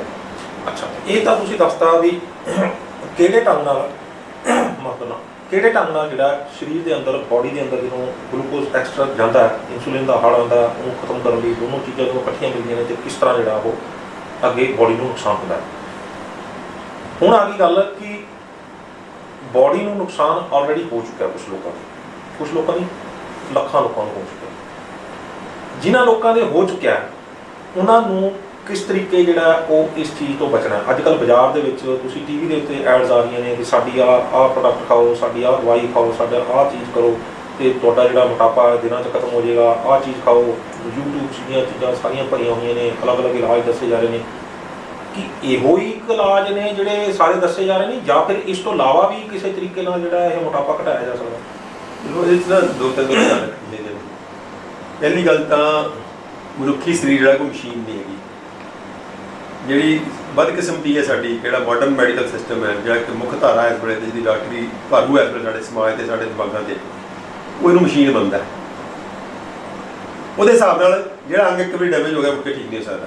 ਉਹਨੂੰ ਤਾਂ ਫਿਰ ਦਵਾਈਆਂ ਨਾਲ ਚੱਲਦਾ ਰੱਖਣਾ ਪਊਗਾ, ਜਾਂ ਵੱਧ ਤੋਂ ਵੱਧ ਟ੍ਰਾਂਸਪਲਾਂਟ ਹੋ ਜਾਊਗਾ। ਲਿਵਰ ਖਰਾਬ ਹੋ ਗਿਆ ਲਿਵਰ ਟ੍ਰਾਂਸਪਲਾਂਟ ਕਰ ਦਿਓ, ਗੁਰਦੇ ਖਰਾਬ ਹੋਏ ਗੁਰਦੇ ਟ੍ਰਾਂਸਪਲਾਂਟ ਕਰ ਦਿਓ, ਲੱਤ ਖਰਾਬ ਹੋਈ ਲੱਤ ਵੱਢ ਦਿਓ, ਅੱਖਾਂ ਖਰਾਬ ਹੋ ਗਈਆਂ ਤਾਂ ਕੋਈ ਰੈਟਨਾ ਉਹਦੀ ਲਾ ਕੇ ਉਹ ਇਲੈਕਟ੍ਰੋਡ ਤੇ ਉਹ ਕਰੋ ਉੱਦਾਂ ਦਾ। ਉਹਦੇ ਅੰਦਰ ਸਮਝ ਇਹ ਹੈ ਕਿ ਜਿਹੜਾ ਕੁਦਰਤ ਦੇ ਅੰਦਰ ਇੱਕ ਮਸ਼ੀਨ ਹੈ, ਤੇ ਮਸ਼ੀਨ ਜਿਹੜੀ ਇੱਕ ਵਾਰੀ ਪੁਰਜਾ ਖਰਾਬ ਹੋ ਜਾਏ ਫਿਰ ਠੀਕ ਨਹੀਂ ਹੁੰਦਾ, ਉਹ ਬਦਲਣਾ ਪੈਂਦਾ ਜਾਂ ਉਹਨੂੰ ਬਸ ਚੱਲਦਾ ਰੱਖਿਆ ਜਾ ਸਕਦਾ। ਲੇਕਿਨ ਇਹ ਫੈਕਚੁਅਲੀ ਗੱਲ ਗਲਤ ਹੈ। ਕੁਦਰਤ ਜਿਹੜੀ ਹੈ ਜਾਂ ਸਰੀਰ ਜਿਹੜਾ ਹੈ ਇੱਕ ਪੂਰੀ ਵੱਡੇ ਸਰੀਰ ਦਾ ਹਿੱਸਾ ਹੈ। ਉਹ ਸਰੀਰ ਵੱਡਾ ਸਰੀਰ ਕਿਹੜਾ ਹੈ? ਜਿਹੜੀ ਕੁਦਰਤ ਸਾਡੇ ਆਲੇ ਦੁਆਲੇ ਸਾਡੇ ਵਾਤਾਵਰਨ ਸਾਡੇ ਆਲੇ ਦੁਆਲੇ ਕੁਦਰਤ ਵਸਦੀ ਹੈ, ਉਸ ਕੁਦਰਤ ਦਾ ਅਸੀਂ ਹਿੱਸਾ, ਉਸ ਕੁਦਰਤ ਨਾਲ ਸਾਡਾ ਤਾਲਮੇਲ ਹੈ। ਉਸ ਤੋਂ ਵੀ ਵੱਡੀ ਕੁਦਰਤ ਜਿਹੜੀ ਵਸਦੀ ਹੈ ਉਹ ਕਾਸਮੋਸ ਹੈ, ਜਿਹਦੇ ਅੰਦਰ ਊਰਜਾ ਦੀ ਸ਼ਕਲ 'ਚ ਪਰਮਾਤਮਾ ਹੈ।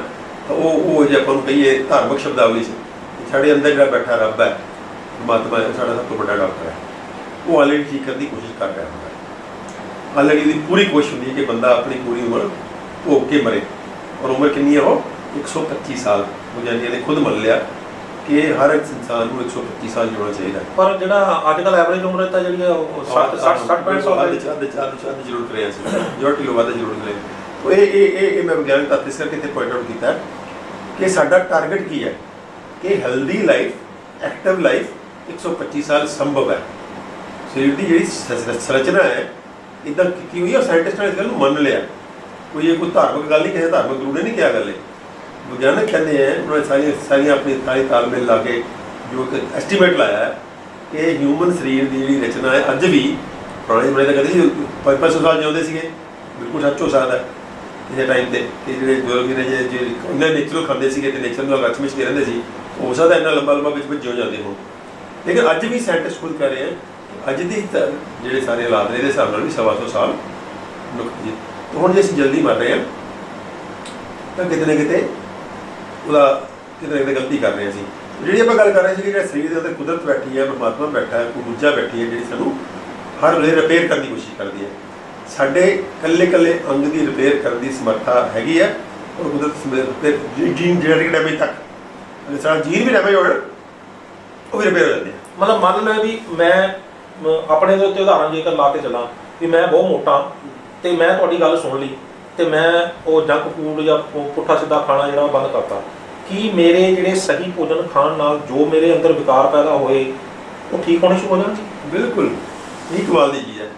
ਤਾਂ ਹੀ ਮੈਂ ਇਸ ਗੱਲ ਨੂੰ ਬਿਨਾਂ ਦਵਾਈ ਤੋਂ, ਹਾਂ ਭੋਜਨ ਨਾਲ ਭੋਜਨ ਦੀ ਤਬਦੀਲੀ ਨਾਲ ਸਿਰਫ ਦਵਾਈਆਂ ਕਿਸੇ ਕੰਮ ਦੀਆਂ ਨਹੀਂ। ਦਵਾਈਆਂ ਤਾਂ ਐਵੇਂ ਜ਼ਿਆਦਾ ਉਹ 'ਚ ਧੰਦੇਬਾਜ਼ੀ ਹੈ। ਐਲੋਪੈਥਿਕ ਦਵਾਈਆਂ ਤਾਂ ਪਿਓਰ ਧੰਦੇਬਾਜ਼ੀ ਹੈ, ਉਲਟਾ ਨੁਕਸਾਨ ਕਰਦੀਆਂ ਨੇ। ਜਿਹੜੀਆਂ ਆਯੁਰਵੈਦਿਕ ਨੇ ਹੋਰ ਜਿਹੜੇ ਕੰਪਨੀਆਂ ਫੂਡ ਸਪਲੀਮੈਂਟ ਵੇਚਦੀਆਂ ਸਾਰੀ ਡਰਾਮੇਬਾਜ਼ੀ ਹੈ। ਤੁਸੀਂ ਉਹ ਸੋਚ ਕੇ ਦੇਖੋ ਵੀ ਭੋਜਨ ਜਿਹੜਾ ਅਸੀਂ ਕਿਲੋਆਂ 'ਚ ਖਾਣਾ ਹੈ, ਉਹ ਗੋਲੀਆਂ 1 ਗ੍ਰਾਮ ਦੀਆਂ ਜਾਂ ਮਿਲੀਗ੍ਰਾਮਾਂ 'ਚ ਕੀ ਕਰਨੀਆਂ ਸਰ? ਉੱਥੋਂ ਭੋਜਨ ਤੋਂ ਆਉਣਾ ਨਾ, ਉਹ ਕਿੱਥੋਂ ਲਿਆਉਣਗੇ? ਜੋ ਵੀ ਕਹਿੰਦੇ ਖੁਰਾਕੀ ਤੱਤ ਨੇ ਸਾਡੇ ਕੋਲੇ, ਜਾਂ ਤਾਂ ਉਹ ਕੈਮੀਕਲ ਹੋਣਗੇ, ਜੇ ਨਕਲੀ ਪੈਦਾ ਕੀਤੇ ਉਹ ਕਿਸੇ ਕੰਮ ਦੇ ਨਹੀਂ ਹੈ, ਕਿਉਂਕਿ ਬੋਡੀ ਪਛਾਣ ਲੈਂਦੀ ਹੈ। ਅੱਜ ਪ੍ਰੂਵ ਹੋ ਚੁੱਕਿਆ ਕਿ ਆਰਟੀਫਿਸ਼ਲੀ ਮੇਡ ਵਾਈਟਮਿਨਸ ਜਿਹੜੇ ਨੇ ਉਹ ਨਿਖਿਤ ਹੁੰਦੇ ਆ ਬਹੁਤ, ਔਰ ਉਲਟਾ ਨੁਕਸਾਨ ਕਰਦੇ ਆ। ਪ੍ਰੂਵ ਹੋ ਗਿਆ, ਬਹੁਤ ਸਾਰੇ ਵਾਈਟਮਿਨ ਦੀ ਸਟੱਡੀ ਪ੍ਰੂਵ ਕਰਤੇ। ਵਾਈਟਮਿਨ ਏ ਦੀਆਂ ਗੋਲੀਆਂ ਦੇ ਗਾਜਰਾਂ ਖਾਣ 'ਚ ਬਹੁਤ ਫਰਕ ਹੈ। ਵਾਈਟਮਿਨ ਈ ਤੇ ਜਿਹੜਾ ਭੋਜਨ ਹਰੇ ਭੋਜਨ ਖਾਣ 'ਚ ਬਹੁਤ ਫਰਕ ਹੈ। ਸੋ ਇਸ ਕਰਕੇ ਇਹ ਜਿਹੜੇ ਫੂਡ ਸਪਲੀਮੈਂਟਸ ਵੀ ਨੇ, ਈਵਨ ਇਹਦਾ ਵੀ ਪ੍ਰੂਵ ਹੋ ਗਿਆ ਕਿ ਸਪਲੀਮੈਂਟ ਜਿਹੜੇ ਨੇ ਉਹ ਨਿਖੇਧ ਤਾਂ ਹੈਗੇ ਯੂਜ਼ਲੈਸ ਨੇ, ਉਹ ਹਾਰਮਫੁਲ ਵੀ ਹੋ ਸਕਦੇ ਆ। ਸੋ ਇਸ ਕਰਕੇ ਦਵਾਈਆਂ ਦੀ ਤਾਂ ਗੱਲ ਛੱਡੋ। ਜਿਹੜੀ ਅਸਲ 'ਚ ਜਿਹੜਾ ਕੰਮ ਸਾਡੇ ਆਉਣਾ ਉਹ ਆਉਣਾ ਫੂਡ ਨੇ। ਫੂਡ ਅਸੀਂ ਕਿਲੋ 'ਚ ਖਾਂਦੇ। ਤਾਂ ਫੂਡ ਅਸਲ ਜਿਹੜਾ ਸਾਡਾ ਆਧਾਰ ਹੈ, ਔਰ ਉਸ ਫੂਡ ਦੇ ਆਧਾਰ ਕਰਕੇ ਅਸੀਂ ਜੋ ਤੁਸੀਂ ਗੱਲ ਕਰ ਰਹੇ ਸੀਗੇ ਕਿ ਬਿਲਕੁਲ 100% ਸਾਡੇ ਅੰਗ ਵਾਪਸ ਆ ਜਾਂਦੇ ਆ। ਔਰ ਥੋੜ੍ਹਾ ਬਹੁਤ ਫਰਕ ਰਹਿ ਵੀ ਜਾਊਗਾ ਤਾਂ ਮੰਨ ਲਓ 100 ਸਾਲ ਆਪਾਂ ਕਹਿੰਦੇ 10 ਸਾਲ 15 ਸਾਲ ਘੱਟ ਜੂਗੀ, 100 ਸਾਲ ਤੱਕ ਕ੍ਰਾਸ ਕਰਨਾ ਚਾਹੀਦਾ। ਜੇ ਲਓ ਵੀ ਬੰਦਾ ਜੀ ਮੇਰੇ ਵਰਗਾ ਬੰਦਾ 70 ਸਾਲ 'ਤੇ ਜਾ ਕੇ ਉਹਨੂੰ ਉਹ ਅਕਲ ਆਈ, ਉਹਨੇ ਭੋਜਨ ਠੀਕ ਕੀਤਾ, 70 ਸਾਲ ਮਾੜਾ ਖਾਂਦਾ ਰਿਹਾ, ਚਲੋ ਮਤਲਬ ਲੇਟ ਸ਼ੁਰੂ ਕੀਤਾ ਉਹਨੇ, ਚਲੋ ਕਮ ਸੇ ਕਮ 100 ਸਾਲ ਤੱਕ ਪਹੁੰਚੇ ਹੋ, 100 ਸਾਲ ਨਹੀਂ ਤਾਂ ਇਹ ਪੋਸੀਬਲ ਹੈ। ਇਹ ਕਮ ਸੇ ਕਮ ਹਰ ਬੰਦੇ ਨੂੰ, ਹਰ ਇਨਸਾਨ ਨੂੰ 100 ਕ੍ਰਾਸ ਕਰਨਾ ਚਾਹੀਦਾ। ਜੇ 100 ਤੋਂ ਪਹਿਲਾਂ ਮਰ ਰਿਹਾ ਤਾਂ ਬਿਮਾਰੀ ਨਾਲ ਮਰਦਾ, ਇਹ ਪੱਕੀ ਗੱਲ ਹੈ। 100 ਤੋਂ ਪਹਿਲਾਂ ਬੁਢਾਪੇ ਨਾਲ ਕੋਈ ਨਹੀਂ ਮਰਦਾ, ਇੱਕ ਵੀ ਬੰਦਾ ਨਹੀਂ ਬੁਢਾਪੇ ਨਾਲ ਮਰਦਾ 100 ਤੋਂ ਪਹਿਲਾਂ। ਹਰ ਬੰਦਾ ਬਿਮਾਰੀ ਨਾਲ ਮਰੇਗਾ, ਤੇ ਬਿਮਾਰੀ ਆਉਂਦੀ ਹੈ ਤਾਂ ਜੇ ਫੂਡ ਗਲਤ ਹੈ। ਅੱਛਾ, ਇੱਕ ਤਾਂ ਤੁਸੀਂ ਕਹਿ ਰਹੇ ਹੋ ਕਿ ਫੂਡ ਖਾਣਾ ਪੀਣਾ ਸਾਡਾ ਗਲਤ ਹੈ, ਉਹਦੇ ਕਰਕੇ ਮੋਟਾਪਾ ਆਉਂਦਾ। ਕਈ ਲੋਕਾਂ ਦਾ ਮੈਂ ਸੁਣਿਆ ਵੀ ਟੈਨਸ਼ਨ ਹੈ ਜੀ, ਬੜਾ ਦਿਮਾਗ ਦੇ ਉੱਤੇ ਬੋਝ ਰਹਿੰਦਾ ਜੀ, ਡਿਊਟੀ ਜ਼ਿਆਦਾ ਕਰਨੀ ਪੈਂਦੀ ਹੈ ਜੀ ਸਾਨੂੰ, ਉਹਦੇ ਕਰਕੇ ਮੋਟਾਪਾ। ਮਾਇਰ ਫੈਕਟਰ ਹੈਗੇ, ਉਹ ਵੀ ਹੈਗੇ, ਉਹ ਫੈਕਟਰ ਹੈਗੇ ਆ ਜਿਹੜੇ ਟੈਨਸ਼ਨ ਵਾਲੇ ਨੇ, ਕਿਉਂਕਿ ਟੈਨਸ਼ਨ ਦੇ ਨਾਲ ਜਿਹੜੇ ਸਟ੍ਰੈਸ ਹਾਰਮੋਨਸ ਨੇ, ਸਟ੍ਰੈਸ ਹਾਰਮੋਨ ਜਿਹੜੇ ਨੇ ਉਹ ਮੋਟਾਪਾ ਕਰਦੇ ਆ, ਕਿਉਂਕਿ ਉਹ ਇਨਸੂਲਿਨ ਜਿਹੜੀ ਹੈ ਉਹਦੇ ਅੰਦਰ ਜਿਹੜੀ ਗਲੂਕੋਜ਼ ਪੈਦਾ ਕਰਦੇ ਆ ਜ਼ਿਆਦਾ, ਔਰ ਇਨਸੂਲਿਨ ਵੀ ਜ਼ਿਆਦਾ ਪੈਦਾ ਕਰਨੀ ਪੈਂਦੀ ਹੈ। ਸਟ੍ਰੈਸ ਹੈ ਨਾ, ਜਿੱਦਾਂ ਅਸੀਂ ਭੱਜਦੇ ਦੌੜਦੇ ਆ, ਸਾਨੂੰ ਜ਼ਿਆਦਾ ਇਨਸੂਲਿਨ ਦੀ ਲੋੜ ਹੈ, ਜ਼ਿਆਦਾ ਗਲੂਕੋਜ਼ ਦੀ ਲੋੜ ਹੈ। ਜਿਹੜਾ ਬੰਦਾ ਤਨਾਅ 'ਚ ਹੁੰਦਾ ਉਹਨੂੰ ਗਲੂਕੋਜ਼ ਜ਼ਿਆਦਾ ਪੈਦਾ ਕਰਨੀ ਪੈਂਦੀ ਹੈ, ਔਰ ਗਲੂਕੋਜ਼ ਜ਼ਿਆਦਾ ਰੱਖਣੀ ਪੈਂਦੀ ਹੈ। ਇਨਸੂਲਿਨ ਵੀ ਜ਼ਿਆਦਾ ਪੈਦਾ ਹੁੰਦੀ, ਫਿਰ ਮਗਰੇ ਗਲੂਕੋਜ਼ ਉਹ ਕਦੇ ਉਸ ਵਿਸ਼ੇਸ਼ ਸਰਕਲ ਜੋ ਸਟ੍ਰੈਸ ਕਰਕੇ ਨਹੀਂ ਹੁੰਦਾ। ਭੋਜਨ ਨੰਬਰ 1 ਹੈ। ਨੰਬਰ 2 ਅਸੀਂ ਕਹਿੰਦੇ ਹਾਂ ਜਿਹੜੀ ਫਿਜ਼ੀਕਲ ਐਕਟੀਵਿਟੀ ਅਗਰ ਨਹੀਂ ਕਰਦਾ ਬੰਦਾ ਪ੍ਰੋਪਰਲੀ, ਉਹ ਹੈ। ਨੰਬਰ 3 ਤੇ ਮਾਈਂਡ ਜਿਹੜਾ ਹੈ, ਸਟ੍ਰੈਸਫੁਲ ਮਾਈਂਡ, ਡਿਪਰੈਸ਼ਨ ਵਾਲਾ ਮਾਈਂਡ, ਐਂਜ਼ਾਈਟੀ ਵਾਲਾ ਮਾਈਂਡ ਜਿਹੜਾ ਉਹ ਵੀ ਕਰਦਾ, ਲੇਕਿਨ ਇਹ ਪਿੱਛੇ ਨਹੀਂ ਉਹਦੇ। ਨੰਬਰ 1 ਸਭ ਤੋਂ ਮੁੱਖ ਭੋਜਨ ਹੈ, ਪਰ ਨੰਬਰ 2 3 4 ਕਾਰਨ ਇਹ ਵੀ ਹੈ। ਅੱਛਾ ਡਾਕਟਰ ਸਾਹਿਬ, ਇੱਕ ਚੀਜ਼ ਜਿਹੜੀ ਹੈ ਆਪਾਂ ਅਗਰ ਮੋਟੇ ਬੰਦੇ ਜਿਹੜੇ ਨੇ ਉਹ ਨਾ ਤਾਂ ਭੋਜਨ ਚੇਂਜ ਕਰਨ ਨੂੰ ਤਰਜੀਹ ਦਿੰਦੇ ਨੇ ਜ਼ਿਆਦਾਤਰ, ਕਈ ਮੈਂ ਬੰਦਿਆਂ ਤੋਂ ਸੁਣਿਆ, ਅਤੇ ਨਾ ਹੀ ਜਿਹੜਾ ਉਹ ਕੋਈ ਦਵਾਈ ਖਾ ਕੇ ਆਪਣੇ ਆਪ ਨੂੰ ਸੋਚਦੇ, ਕੁਝ ਦਵਾਈਆਂ ਖਾਂਦੇ ਨੇ ਮੋਟੇ, ਕਹਿੰਦੇ ਨੇ ਵੀ ਸਾਡਾ ਤਾਂ ਫਰਕ ਨਹੀਂ ਪਿਆ, ਅਤੇ ਉਹ ਤੁਰ ਪੈਂਦੇ ਨੇ ਆਪਰੇਸ਼ਨ ਕਰਾ ਕੇ ਆਪਣਾ ਮੋਟਾਪਾ ਘਟਾਉਣ ਦੀ ਰਾਹ ਦੇ ਉੱਤੇ। ਕੀ ਇਹ ਠੀਕ ਹੈ? ਨਹੀਂ ਬੇਟਾ, ਜਿਹੜਾ ਆਪਰੇਸ਼ਨ ਦੇ ਤਾਂ ਬਹੁਤ ਇਨਫੈਕਟ ਦਿੰਦੇ, ਔਰ ਰਾਦਰ ਮੈਂ ਸਮਝਦਾ ਕਿ ਕ੍ਰਿਮੀਨਲ ਐਕਟੀਵਿਟੀ ਹੈ। ਜਿਹੜੀ ਚੀਜ਼ ਨੂੰ ਤੁਸੀਂ ਭੋਜਨ ਨਾਲ ਠੀਕ ਕਰ ਸਕਦੇ ਹੋ, ਉਹਦੇ ਲਈ ਤੁਸੀਂ ਆਪਰੇਸ਼ਨ ਕਰਨੀ, ਔਰ ਆਪਰੇਸ਼ਨ ਕਿਹੋ ਜਿਹਾ ਕਰਦੇ ਆ, ਪੇਟ ਕੱਟ ਦਿੰਦੇ, ਉਹਦਾ ਪੇਟ ਕੱਟ ਕੇ ਛੋਟਾ ਕਰ ਦਿੰਦੇ ਆ ਤਾਂ ਕਿ ਬੰਦਾ ਖਾ ਹੀ ਨਾ ਸਕੇ। ਮਤਲਬ ਪੇਟ ਅੱਧਾ ਕਰਤਾ, ਬੰਦਾ ਖਾ ਹੀ ਨਹੀਂ ਸਕੇਗਾ, ਉਹ ਬੰਦਾ ਪਤਲਾ ਹੋ ਜਾਏਗਾ, ਲੇਕਿਨ ਪਤਲਾ ਹੋ ਜਾਏਗਾ ਨਾਲ ਮਰ ਜਾਏਗਾ, ਜਲਦੀ ਮਰੇਗਾ। ਕਿਉਂ? ਕਿਉਂਕਿ ਬਾਕੀ ਸਰੀਰ ਨੂੰ ਭੋਜਨ ਦਾ ਚਾਹੀਦਾ। ਜਿਹੜੇ ਭੋਜਨ ਹੀ ਨਹੀਂ ਖਾਂਦਾ, ਸਰੀਰ ਨੂੰ ਭੋਜਨ ਦਾ ਚਾਹੀਦਾ, ਭੋਜਨ ਕਿਸੇ ਮਕਸਦ ਲਈ ਗਿਆ ਨਾ ਅੰਦਰ। ਭੋਜਨ ਇਹ ਥੋੜ੍ਹਾ ਵੀ ਉਹ ਸਾਲਾ ਭੁੱਖ ਵਾਸਤੇ ਖਾ ਰਿਹਾ, ਉਹ ਮਕਸਦ ਪੂਰਾ ਨਹੀਂ ਹੋਇਆ, ਤਾਂ ਉਲਟਾ ਹੁੰਦਾ। ਜਿਹਦੇ ਬਰੀਆਟ੍ਰਿਕ ਸਰਜਰੀ ਕਰਦੇ ਬੰਦੇ, ਉਹਨਾਂ ਦੀ ਲੌਂਗਿਵਿਟੀ ਆਫ ਲਾਈਫ ਸ਼ਾਰਟ ਹੋ ਜਾਂਦੀ ਸਗੋਂ। ਇਸ ਕਰਕੇ ਜਿਹੜਾ ਇਹ ਆਪਰੇਸ਼ਨ ਕਰਨੇ ਜਿਹੜੇ ਨੇ ਬਹੁਤ ਹੀ ਨਿਖਿੱਧ ਔਰ ਕ੍ਰਿਮੀਨਲ ਐਕਟੀਵਿਟੀ ਹੈ, ਮੈਂ ਸਮਝਦਾ ਮੈਡੀਕਲ ਪ੍ਰੋਫੈਸ਼ਨ ਦੇ ਪਾਰਟ 'ਤੇ, ਕਿਉਂਕਿ ਇਸ ਨੂੰ ਅਸੀਂ 100% ਲੋਕਾਂ ਦਾ ਮੋਟਾਪਾ ਠੀਕ ਕਰ ਸਕਦੇ ਹਾਂ ਸਿਰਫ ਤੇ ਸਿਰਫ ਭੋਜਨ ਦੀ ਮੋਡੀਫਿਕੇਸ਼ਨ ਨਾਲ। ਪਰ ਜੇ ਤੁਸੀਂ ਗੱਲ ਕੀਤੀ ਸੀ ਕਿ ਬਹੁਤ ਲੋਕ ਤਿਆਰ ਨਹੀਂ ਹੁੰਦੇ ਭੋਜਨ ਬਦਲਣ ਨੂੰ, ਉਹ ਇਸ ਕਰਕੇ ਹੁੰਦੇ ਕਿ ਭੋਜਨ ਦੀ ਐਡਵਾਈਸ ਹੀ ਗਲਤ ਦਿੱਤੀ ਜਾਂਦੀ ਹੈ। ਪਹਿਲਾਂ ਕਹਿੰਦੇ ਡਾਈਟਿੰਗ ਕਰੋ ਜੀ, ਉਹ ਡਾਈਟਿੰਗ ਕਰਨ ਤੇ ਜੰਗ ਦਾ ਜਗ੍ਹਾ ਤੁਸੀਂ ਓਵਰ ਐਕਸਰਸਾਈਜ਼ ਕਰੋ। ਹੁਣ ਅਲਟੀਮੇਟਲੀ ਆ ਕੇ ਪ੍ਰੂਵ ਹੋ ਗਿਆ ਕਿ ਦੋਨੋਂ ਹੀ ਗਲਤ ਨੇ। ਡਾਈਟਿੰਗ ਵੀ ਗਲਤ ਹੈ, ਤੇ ਡਾਈਟਿੰਗ ਤੁਸੀਂ ਕਰੋਗੇ ਤਾਂ ਕੀ ਹੋਏਗਾ? ਡਾਈਟਿੰਗ ਨਾਲ ਤੁਸੀਂ ਭੋਜਨ ਘੱਟ ਖਾ ਰਹੇ ਹੋ, ਸਰੀਰ 'ਚ ਊਰਜਾ ਨਹੀਂ ਬਣ ਰਹੀ, ਸਰੀਰ ਕਮਜ਼ੋਰ ਹੋ ਗਿਆ। ਹੁਣ ਸਰੀਰ ਇੱਕ ਲਿਮਟ ਤੱਕ ਤਾਂ ਚੱਲ ਜਾਏਗਾ ਉਹਨੂੰ ਕਮਜ਼ੋਰੀ। ਜਦੋਂ ਤੁਸੀਂ ਲਿਮਟ ਕ੍ਰਾਸ ਕਰੋਗੇ ਤਾਂ ਸਰੀਰ ਇੰਨੀ ਕਰੇਜ਼ ਪੈਦਾ ਕਰੇਗਾ ਤੁਹਾਡੇ ਅੰਦਰ, ਇੰਨੀ ਕਰੇਜ਼ ਪੈਦਾ ਕਰੇਗਾ ਫੂਡ ਦੀ ਕਿ ਤੁਸੀਂ ਉਲਟਾ ਜ਼ਿਆਦਾ ਖਾਓਗੇ। ਔਰ ਇਹ ਆਮ ਹੁੰਦਾ ਡਾਈਟਿੰਗ ਵਾਲੇ ਬੰਦਿਆਂ 'ਚ। ਡਾਈਟਿੰਗ ਵਾਲੇ ਬੰਦੇ ਇੱਕ ਆਪਣੇ ਜਿਹਨੂੰ ਕਹਿੰਦੇ ਡਿਟਰਮੀਨੇਸ਼ਨ ਦੇ ਸਿਰ 'ਤੇ ਕਰੀ ਜਾਂਦੇ ਡਾਈਟਿੰਗ, ਲੇਕਿਨ ਇੱਕ ਸਟੇਜ ਆ ਜਾਂਦੀ ਹੈ ਜਿੱਥੇ ਉਹਨਾਂ ਦੀ ਬਾਡੀ ਰਿਬੈਲ ਕਰ ਜਾਂਦੀ ਹੈ ਅੰਦਰੋਂ, ਔਰ ਫਿਰ ਉਹ ਬਾਡੀ ਇੰਨਾ ਕਰੇਜ਼ ਪੈਦਾ ਕਰਦੀ ਕਿ ਤੁਹਾਨੂੰ ਜੋ ਦਿਖਦਾ ਤੁਸੀਂ ਖਾ ਜਾਂਦੇ। ਉਹਦੇ ਨਾਲ ਕੀ ਹੁੰਦਾ ਕਿ ਉਲਟਾ ਪਹਿਲੇ ਨਾਲੋਂ ਜ਼ਿਆਦਾ ਮੋਟੇ ਹੋ ਜਾਂਦੇ। ਸੇਮ ਐਕਸਰਸਾਈਜ਼ ਹੈ, ਓਵਰ ਐਕਸਰਸਾਈਜ਼ ਜਿਹੜੀ ਹੈ ਉਹ ਤੁਹਾਨੂੰ ਡੈਮੇਜ ਕਰਦੀ ਹੈ। ਓਵਰ ਐਕਸਰਸਾਈਜ਼ ਨਹੀਂ ਕਰਨੀ, ਐਕਸਰਸਾਈਜ਼ ਕਰਨੀ for good health, not for reducing weight। ਅੱਛੀ ਸਿਹਤ ਲਈ ਇੱਕ ਐਕਸਰਸਾਈਜ਼ ਵਧੀਆ ਚੀਜ਼ ਹੈ, ਫਿਜ਼ੀਕਲ ਐਕਟੀਵਿਟੀ ਦੇ ਹੈਲਪ, ਲੇਕਿਨ ਉਨੀ ਜਿੰਨੀ ਬਾਡੀ ਤੁਹਾਡੀ ਟੋਲਰੇਟ ਕਰਦੀ ਹੈ, ਜ਼ਿਆਦਾ ਨਹੀਂ, ਮੀਡੀਅਮ ਜੀ। ਬੰਦੇ ਦੇ ਹਿਸਾਬ ਨਾਲ, ਉਮਰ ਦੇ ਹਿਸਾਬ ਨਾਲ, ਪ੍ਰੋਫੈਸ਼ਨ ਦੇ ਹਿਸਾਬ ਨਾਲ ਹਲਕੀ ਫੁਲਕੀ ਜਾਂ ਦਰਮਿਆਨੀ ਐਕਸਰਸਾਈਜ਼ ਕਰਨੀ ਹੈ, ਹੈਵੀ ਐਕਸਰਸਾਈਜ਼ ਨਹੀਂ ਕਰਨੀ। ਸੋ ਦੋ ਚੀਜ਼ਾਂ ਨੇ ਨੁਕਸਾਨ ਬਹੁਤ ਕੀਤਾ ਪਿਛਲੇ ਮੋਟਾਪੇ ਦੇ ਅੰਦਰ। ਜਿਹੜਾ ਬਦਨਾਮ ਹੋਈ ਹੈ ਡਾਈਟ ਉਹ ਹੋਈ ਹੈ ਡਾਈਟਿੰਗ ਵਾਲਿਆਂ ਨੇ ਕੀਤੀ ਹੈ, ਔਰ ਓਵਰ ਐਕਸਰਸਾਈਜ਼ ਵਾਲਿਆਂ ਨੇ। ਮੈਂ ਸਮਝਦਾ ਦੋਨੋਂ ਜਿਹੜੇ ਕਨਸੈਪਟ ਨੇ ਗੱਲ ਸਾਇੰਟੀਫਿਕਲੀ ਰਿਜੈਕਟ ਹੋ ਚੁੱਕੇ ਹਨ। ਨਾ ਡਾਈਟਿੰਗ ਸਕਸੈਸਫੁਲ ਹੈ, ਨਾ ਓਵਰ ਐਕਸਰਸਾਈਜ਼ ਸਕਸੈਸਫੁਲ ਹੈ। ਇਸ ਕਰਕੇ ਦੋਨੋਂ ਗਲਤੀਆਂ ਨਹੀਂ ਕਰਨੀਆਂ। ਸੋ ਠੀਕ ਡਾਈਟ ਖਾਣੀ ਹੈ, ਨॉर्मल ਜੀ ਐਕਸਰਸਾਈਜ਼ ਜੇ ਕਰਨੀ, ਜਾਂ ਫਿਜ਼ੀਕਲੀ ਐਕਟਿਵ ਰਹਿਣਾ, ਫਿਜ਼ੀਕਲੀ ਐਕਟਿਵ ਰਹਿਣਾ। ਜੇ ਤੁਸੀਂ ਨॉर्मल ਡਾਈਟ ਖਾਓ, ਰੱਜ ਕੇ ਖਾਓ, ਲੇਕਿਨ ਖਾਓ ਗੁੱਡ ਡਾਈਟ, ਬੈਡ ਡਾਈਟ ਨਹੀਂ ਖਾਣੀ। ਉਸ ਦਾਇਰੇ 'ਚ ਅਗਰ ਖਾਓਗੇ ਤਾਂ ਜਿੰਨੀ ਮਰਜ਼ੀ ਖਾ ਲਓ, ਉਹ ਖਾਈ ਨਹੀਂ ਜਾਂਦੀ ਜ਼ਿਆਦਾ। ਗੁੱਡ ਡਾਈਟ ਦਾ ਇਹ ਗੁਣ ਹੁੰਦਾ ਹੈ ਕਿ ਗੁੱਡ ਡਾਈਟ ਜਿਹੜੀ ਹੈ ਬਾਡੀ ਦੇ ਅੰਦਰਲੀ ਵਿਜ਼ਡਮ ਨਾਲ ਕੋਇਨਸਾਈਡ ਕਰਦੀ ਹੈ। ਡਾਈਟ ਦੇ ਅੰਦਰਲੀ ਵਿਜ਼ਡਮ ਤੇ ਸਰੀਰ ਦੇ ਅੰਦਰਲੀ ਵਿਜ਼ਡਮ, ਉਹਨਾਂ 'ਚ ਆਰਕੈਸਟਰਾ ਵਾਲਾ ਤਾਲਮੇਲ ਬਣਿਆ ਹੋਇਆ ਹੈ। ਮੂਮੈਂਟ ਤੁਸੀਂ ਠੀਕ ਡਾਈਟ ਖਾਓਗੇ, ਤੁਹਾਡੇ ਅੰਦਰ ਜਦੋਂ ਜਿੰਨੀ ਲੋੜ ਹੈ ਨਾਲ ਦੀ ਨਾਲ ਤੁਹਾਨੂੰ ਮੈਸੇਜ ਆ ਜਾਏਗਾ ਵੀ ਲੋ ਬਸ। ਅੱਛਾ ਡਾਕਟਰ ਸਾਹਿਬ, ਤੁਸੀਂ ਗੁੱਡ ਡਾਈਟ ਦੀ ਗੱਲ ਕੀਤੀ ਹੈ, ਚੰਗੇ ਭੋਜਨ ਦੀ ਗੱਲ ਕੀਤੀ ਹੈ। ਹੁਣ ਆਪਾਂ ਇਹ ਵੀ ਦੇਖ ਲਿਆ ਵੀ ਇਹਦਾ ਆਪਾਂ ਦਵਾਈਆਂ ਨਾਲ ਵੀ ਵਜ਼ਨ ਨਹੀਂ ਘਟਾ ਸਕਦੇ। ਆਪਾਂ ਆਪਰੇਸ਼ਨ ਤਾਂ ਤੁਸੀਂ ਕਹਤਾ ਵੀ ਇਹ ਤਾਂ ਬਿਲਕੁਲ ਮੁਜਰਮਾਨਾ ਜਿਹੜੀ ਕਾਰਵਾਈ ਹੈਗੀ ਹੈ, ਅਤੇ ਹੋਰ ਵੀ ਇਹਦੇ ਕੋਈ ਹੱਲ ਨਜ਼ਰ ਨਹੀਂ ਆ ਰਹੇ। ਫਿਰ ਇਹਦਾ ਗੁੱਡ ਡਾਈਟ ਜਿਹੜੀ ਤੁਸੀਂ ਹੁਣ ਦੱਸਿਆ, ਇਹਦਾ ਇੱਕ ਹੱਲ ਦੱਸਿਆ, ਉਹ ਗੁੱਡ ਡਾਈਟ ਕੀ ਹੈ? ਹਾਂ ਬੱਚੇ ਦੀ ਡਾਈਟ ਜਿਹੜੀ ਹੈ ਇਹਦੇ ਵਿੱਚ ਪ੍ਰਿੰਸੀਪਲ ਦੀ ਗੱਲ ਕਰਦੇ ਹਾਂ ਆਪਾਂ, ਉਹਦੀ ਡਿਟੇਲ ਜੇ ਆਪਾਂ ਬਹੁਤੀ ਲੰਬੀ ਨਹੀਂ ਕਰ ਸਕਾਂਗੇ। ਪ੍ਰਿੰਸੀਪਲਸ ਕੀ ਹੈ ਜੀ? ਪ੍ਰਿੰਸੀਪਲਸ ਇਹ ਹੈ, ਪਹਿਲੀ ਗੱਲ ਦਾ ਪ੍ਰਿੰਸੀਪਲ ਇਹ ਹੈ ਕਿ ਜਿੰਨਾ ਕੁਦਰਤ ਤੋਂ ਆਇਆ ਖਾਣਾ, ਪਲਾਂਟ ਬੇਸਡ ਹੋਲ ਫੂਡ, ਇਹ ਚਾਈਨਾ ਸਟੱਡੀ ਦਾ ਮੈਸੇਜ ਹੈ। ਚਾਈਨਾ ਸਟੱਡੀ ਉਹ ਸਟੱਡੀ ਹੈ ਜਿਹੜੀ ਇਹ ਵੀ ਸਟੱਡੀ ਚਾਈਨਾ ਦੀ ਹੈ? ਹਾਂ, ਚਾਈਨਾ ਵਿੱਚ ਹੋਈ ਸੀ, ਕੀਤੀ ਤਾਂ 3 ਯੂਨੀਵਰਸਿਟੀਆਂ ਸੀ। ਚਾਈਨਾ ਦੀ ਯੂਨੀਵਰਸਿਟੀ ਸੀ, ਇੱਕ ਇੰਗਲੈਂਡ ਦੀ ਯੂਨੀਵਰਸਿਟੀ ਸੀ, ਇੱਕ ਅਮਰੀਕਾ ਦੀ ਯੂਨੀਵਰਸਿਟੀ ਸੀ। ਬਹੁਤ ਲੰਬੀ ਰਿਸਰਚ ਹੋਈ ਹੈ, 20 ਸਾਲ ਲੰਬੀ ਚੱਲੀ ਸਟੱਡੀ ਹੈ, ਔਰ ਵੰਡਰਫੁਲ ਰਿਜ਼ਲਟਸ ਕੱਢੇ ਉਹਨਾਂ ਨੇ। ਪੂਰਾ ਚਾਈਨਾ ਸਟੱਡੀ ਕਰਤਾ ਉਹਨਾਂ ਨੇ, ਤੇ ਉਹਨਾਂ ਨੇ ਰਿਜ਼ਲਟਸ ਤੱਕ ਕੱਢਿਆ ਕਿ ਪਲਾਂਟ ਬੇਸਡ ਹੋਲ ਫੂਡ ਖਾਓ ਤਾਂ ਤੁਸੀਂ ਬਿਮਾਰ ਨਹੀਂ ਹੁੰਦੇ। ਜਦੋਂ ਉਹਨਾਂ ਨੂੰ ਇਹ ਸਿੱਟਾ ਨਿਕਲ ਗਿਆ, ਫਿਰ ਉਹਨੂੰ ਦੂਜਾ ਕੀਤਾ, ਜਿਹੜਾ ਤੁਸੀਂ ਪਹਿਲਾ ਸਵਾਲ ਪਾਇਆ ਸੀਗਾ ਕਿ ਬਿਮਾਰਾਂ ਨੂੰ ਇਹ ਡਾਈਟ ਦਿੱਤੀ ਜਾਵੇ ਫਿਰ ਕੀ ਹੁੰਦਾ, ਤਾਂ ਉਹ ਆਪ ਹੀ ਰਾਮ ਦੇਗੇ ਕਿ ਬਿਮਾਰਾਂ ਨੂੰ ਜਦੋਂ ਬਿਮਾਰ ਹੋ ਜਾਂਦੇ। ਅੱਛਾ, ਪਹਿਲਾਂ ਤਾਂ ਫਸਟ ਪਾਰਟ ਆਫ ਸਟੱਡੀ 'ਚ ਉਹਨਾਂ ਨੇ ਕੀਤਾ ਕਿ ਉਹ ਬੰਦੇ ਬਿਮਾਰ ਨਹੀਂ ਹੁੰਦੇ ਜਿਹੜੇ ਅੱਛੀ ਡਾਈਟ ਖਾਂਦੇ ਆ, ਪ੍ਰੀਵੈਂਟਿਵ ਹੈ। ਸੈਕੰਡ ਪਾਰਟ 'ਚ ਮੈਂ ਦਿਮਾਗ 'ਚ ਸਟ੍ਰਾਈਕ ਕੀਤੀ ਗੱਲ ਵੀ ਇਹ ਤੁਹਾਡੀ ਆ ਗੱਲ ਤਾਂ ਵਿੱਚੋਂ ਰਹਿ ਗਈ ਆਪਣੀ, ਵੀ ਆਪਾਂ ਜਿਹੜੇ ਬਿਮਾਰਾਂ ਨੂੰ ਵੀ ਅਗਰ ਇਹੀ ਡਾਈਟ ਦਿੱਤੀ ਜਾਵੇ ਤਾਂ ਫਿਰ ਉਹਨਾਂ ਦਾ ਕੀ ਹੁੰਦਾ। ਔਰ ਇਹ ਉਹ ਆਸ ਵੀ ਨਹੀਂ ਸੀ ਕਰ ਰਿਹਾ, ਪਰ ਉਹਨੇ ਆਸ ਵੀ ਨਹੀਂ ਸੀ ਵੀ ਇੰਨੇ ਵੰਡਰਫੁਲ ਰਿਜ਼ਲਟਸ ਆਉਣਗੇ। ਉਹ ਖੁਦ ਹੀ ਹੈਰਾਨ ਹੋ ਗਏ ਕਿ ਜੇ ਬਿਮਾਰਾਂ ਨੂੰ ਦੇ ਦਿਓ ਤਾਂ ਵੀ ਠੀਕ ਹੋ ਜਾਂਦੇ ਆ। ਯਾਨੀ ਭੋਜਨ ਇੱਕ ਦਵਾਈ ਦਾ ਕੰਮ ਕਰ ਰਿਹਾ? ਬਿਲਕੁਲ ਦਵਾਈ। ਤਾਂ ਇਹ ਤਾਂ ਹਰ ਪੋਕਟ ਸੇ 2000 ਸਾਲ ਪਹਿਲਾਂ ਕਹਿਤਾ ਸੀਗਾ your food is your medicine, your food is your medicine. So ਉਹ ਜਿਹੜਾ ਭੋਜਨ ਹੈ ਸਾਡੀ ਦਵਾ ਹੈ। ਤਾਂ ਭੋਜਨ ਜਿਹੜੀ ਦਵਾ ਹੈ ਉਹ ਅਸਲ 'ਚ ਜਿਹੜਾ plant based whole, plant based ਦਾ ਮਤਲਬ ਪੌਦਿਆਂ ਤੋਂ ਆਇਆ ਭੋਜਨ। ਮਨੁੱਖੀ ਸਰੀਰ ਨੂੰ ਕਿਸੇ ਐਨੀਮਲ ਫੂਡ ਦੀ ਲੋੜ ਨਹੀਂ ਹੈ। ਮਨੁੱਖੀ ਸਰੀਰ ਦੀ ਰਚਨਾ ਇੱਦਾਂ ਦੀ ਹੋਈ ਵੀ ਹੈ ਕਿ ਮਨੁੱਖੀ ਸਰੀਰ ਕੋਈ ਐਨੀਮਲ ਫੂਡ ਨਾ ਖਾਵੇ ਤਾਂ ਉਹਨੂੰ ਕੋਈ ਉਹਦਾ ਪੂਰਾ ਕੱਖ ਨਹੀਂ ਵਿਗੜਦਾ, ਕੱਖ ਨਹੀਂ ਵਿਗੜਦਾ, ਬਰਾਬਰ ਉਲਟਾ ਉਹ ਹੈਲਦੀ ਰਹਿੰਦਾ ਹੈ। ਤੇ ਹੋਲ ਫੂਡ ਦਾ ਮਤਲਬ ਹੁੰਦਾ as it comes from the nature, ਜਿੱਦਾਂ ਕੁਦਰਤ ਤੋਂ ਆਇਆ, ਜਿਹੜੀ ਕਿ ਅਨਪ੍ਰੋਸੈਸਡ, ਯਾਨੀ ਕਿ ਕੱਚਾ ਹੀ ਅੱਛਾ ਹੋਵੇ ਜਾਂ ਮਿਨੀਮਲ ਪ੍ਰੋਸੈਸਿੰਗ ਹਰ ਚੀਜ਼। ਸੋ ਆਪਾਂ ਕੀ ਕਰਾਂਗੇ ਕਿ ਇੱਕ ਤਾਂ ਹੋ ਗਿਆ ਪਲਾਂਟ ਬੇਸਡ ਹੋਲ ਫੂਡ ਖਾਣਾ, ਐਨੀਮਲ ਫੂਡ ਨਹੀਂ ਖਾਣਾ। ਦੂਜਾ ਹੋ ਗਿਆ ਹੋਲ ਫੂਡ ਖਾਣਾ, ਜਿਹੜਾ ਕਿ ਜਿੱਦਾਂ ਨੇਚਰ 'ਚ ਆਇਆ ਹੋਇਆ ਉੱਦਾਂ ਖਾਣਾ, ਪ੍ਰੋਸੈਸ ਨਹੀਂ ਖਾਣਾ। ਅੱਜ ਹੁਣ ਸਾਡੇ ਨਾਲ ਪ੍ਰੋਸੈਸਡ ਫੂਡ ਹੈ, ਡੱਬੇ ਹਰ ਚੀਜ਼ ਪ੍ਰੋਸੈਸਡ ਹੈ। ਉਹ ਦੇਖੋ ਖੇਤੀ ਜਿਹੜੀ ਖੇਤੀ ਦੇ ਅੰਦਰ ਜੋ ਕਾਰਪੋਰੇਟ ਨੇ ਨੁਕਸਾਨ ਕੀਤਾ, ਪਹਿਲਾਂ ਤਾਂ ਖੇਤੀ ਪੈਦਾ ਕਰਕੇ ਫੂਡ ਉਹਨਾਂ ਨੇ ਨੁਕਸਾਨ ਕੀਤਾ, ਜ਼ਹਿਰੀਲਾ ਕਰਤਾ ਸਾਰਾ ਭੋਜਨ।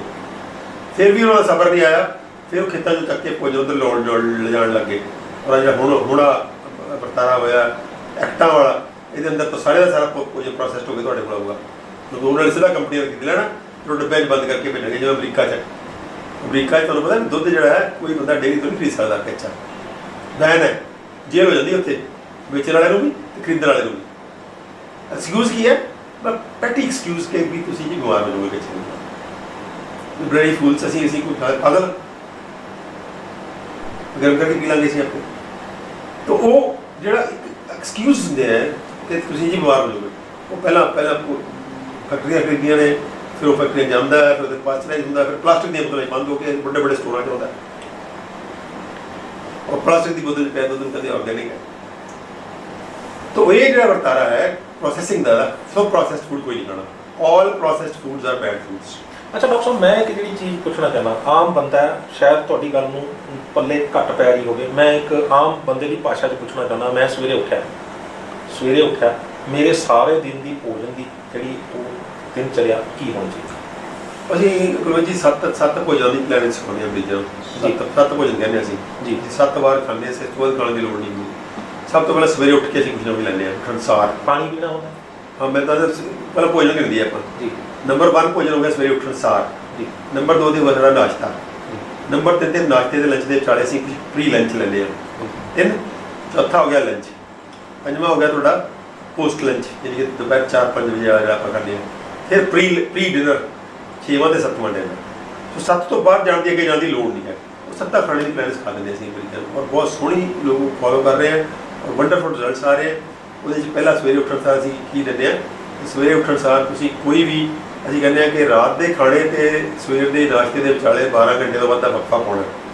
ਉਹਦੇ ਅੰਦਰ ਬਹੁਤ ਗਹਿਰੀ ਸਾਇੰਸ ਹੈ, ਇਹਨੂੰ ਕਹਿੰਦੇ ਇੰਟਰਮੀਟੈਂਟ ਫਾਸਟਿੰਗ। ਇਹ ਐਡੀ ਕਿਉਰੇਟਿਵ ਹੈ ਕਿ ਤੁਸੀਂ ਅਗਰ 12 ਘੰਟੇ ਦਾ ਵਕਫਾ ਪਾ ਗਏ ਅਤੇ ਉਸ ਵਕਫੇ ਨੂੰ ਵਧਾ ਕੇ ਥੋੜ੍ਹਾ ਬਹੁਤਾ ਕਹਿੰਦੇ 16 ਘੰਟੇ ਤੱਕ ਲੈ ਜਾਓ ਤਾਂ ਬੱਲੇ ਮਤਲਬ ਤੁਹਾਡਾ ਇਹ ਖਾਣਾ ਤੁਸੀਂ ਰਾਤ ਨੂੰ ਮੰਨ ਲਓ 8 ਵਜੇ ਖਾਧਾ, ਸਵੇਰੇ ਜੇ ਤੁਸੀਂ 12 ਵਜੇ ਖਾਓ ਨਾਸ਼ਤਾ, 16 ਘੰਟੇ ਹੋ ਗਏ ਨਾ। ਲੇਕਿਨ 8 ਵਜੇ ਤੋਂ ਪਹਿਲਾਂ ਨਾ ਖਾਓ, ਕਮ ਸੇ ਕਮ ਜਿੰਨੇ ਵਜੇ ਤੁਹਾਡਾ ਡਿਨਰ ਖਤਮ ਹੋਇਆ ਹੈ ਉੱਥੋਂ ਗਿਣ ਲਓ, ਤਾਂ ਉਨੇ ਵਜੇ ਤੱਕ ਕਮ ਸੇ ਕਮ नाश्ता ना लो, 12 घंटे का वक्फा घट्टो घट ਉਹਨੂੰ ਵਧਾ ਕੇ 16 घंटे तक लै जाओ तो बल्ले बल्ले। पर जे भुख लग रही हो रही नहीं भुख लगती है, एक हैबिट की गल बन जाती है, वो हैबिट बन गई, कोई लंबा नहीं ना पता।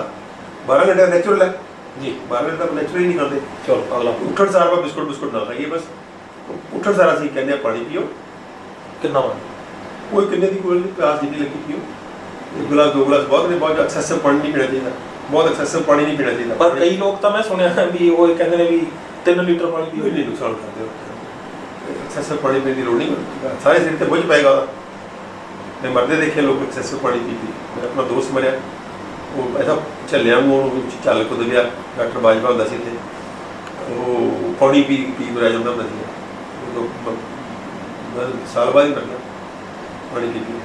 अच्छा, मतलब पानी ज़्यादा नहीं पीना। ਤੁਹਾਡੇ ਗੁਰਦਿਆਂ ਦੇ ਉੱਪਰ ਤੁਹਾਡੇ ਹਰ ਸਿਸਟਮ ਦੇ ਉੱਪਰ ਲੋਡ ਪਏਗਾ, ਤੁਹਾਡੇ ਜਿਹੜੇ ਵਾਟਰ ਸੋਲੂਬਲ ਨਿਊਟ੍ਰੀਐਂਟਸ ਨੇ ਵਾਸ਼ ਆਊਟ ਹੋ ਜਾਣਗੇ, ਉਹ ਗੁਰਦੇ ਬਾਹਰ ਤੁਹਾਡਾ ਕੱਢੇਗੇ ਨਹੀਂ, ਸਰੀਰ ਕੱਢੇਗਾ ਬਾਹਰ, ਉਹ ਜਿਹੜੇ ਯੂਜ਼ਫੁਲ ਨੇ ਉਹ ਨਿਕਲ ਜਾਣਗੇ, ਜਿਹੜੇ ਰੋਜ਼ ਦੇ ਰੋਜ਼ ਆਉਣੇ। चलो पहला पानी हो गया, ਪਾਣੀ ਉਨਾ ਹੀ ਪੀਣਾ ਜਿੰਨੀ ਪਿਆਸ ਲੱਗੀ ਹੈ, ਤੁਸੀਂ ਪਾਣੀ ਪੀ ਲਓ। ਪਾਣੀ ਦੇ ਅੰਦਰ ਤੁਸੀਂ ਕੁਝ ਮੋਡੀਫਾਈਡ ਪਾਣੀ ਲੈ ਸਕਦੇ ਹੋ, ਮੋਡੀਫਾਈਡ ਪਾਣੀ ਕੰਮ ਕਰਦੇ ਅਸੀਂ। ਮੋਡੀਫਾਈਡ ਪਾਣੀ ਨਿੰਬੂ ਪਾਣੀ ਹੋ ਗਿਆ, ਇੱਕ ਅਸੀਂ ਕਹਿੰਦੇ ਨਿੰਬੂ ਫਰੋਜ਼ਨ ਨਿੰਬੂ, ਫ੍ਰਿਜ 'ਚ ਨਿੰਬੂ ਸੇ ਰੱਖ ਲਓ, मोटापे वाले वास्ते खास करके बहुत जरूरी है कि वो जम जाता है। वो जमे नींबू सवेरे कद्दूकस करो, जिदा बर्फ के गोले जो बर्फ जी निकलती उदा निकलती है, वो 2 गिलास अदा अदा करके पी लो, फ्रोजन नींबू, उस तो नींबू पानी तो बैटर है। नंबर 3 ते असीं कहने काढ़े, कुछ आम घर च कुछ काढ़े पर काढ़े की मतलब चाह हर्बल टी होगी किसी ताजे पत्तियां की। तो नंबर 4 ते कहने ग्रीन जूसिस, फ्रूट जूस नहीं लेना, फ्रूट जूस फिर ऊर्जा वो मिठास है, वो असीं सवेरे नहीं लेना। ग्रीन जूस केड़े? ग्रीन जूस हो गया खीरे का जूस, घीए का जूस, पेठे का जूस या पत्तियां का जूस, जो बीट का जूस लैंदे। सो ग्रीन जूस सब्जियां का जूस, सब्जियां वो सवेरे लै सकते, असीं उस 12 घंटे के विच भी लै सकते। वो फिर उस तो बाद 9 साढ़े 9 बजे आप फ्रूट्स लैने।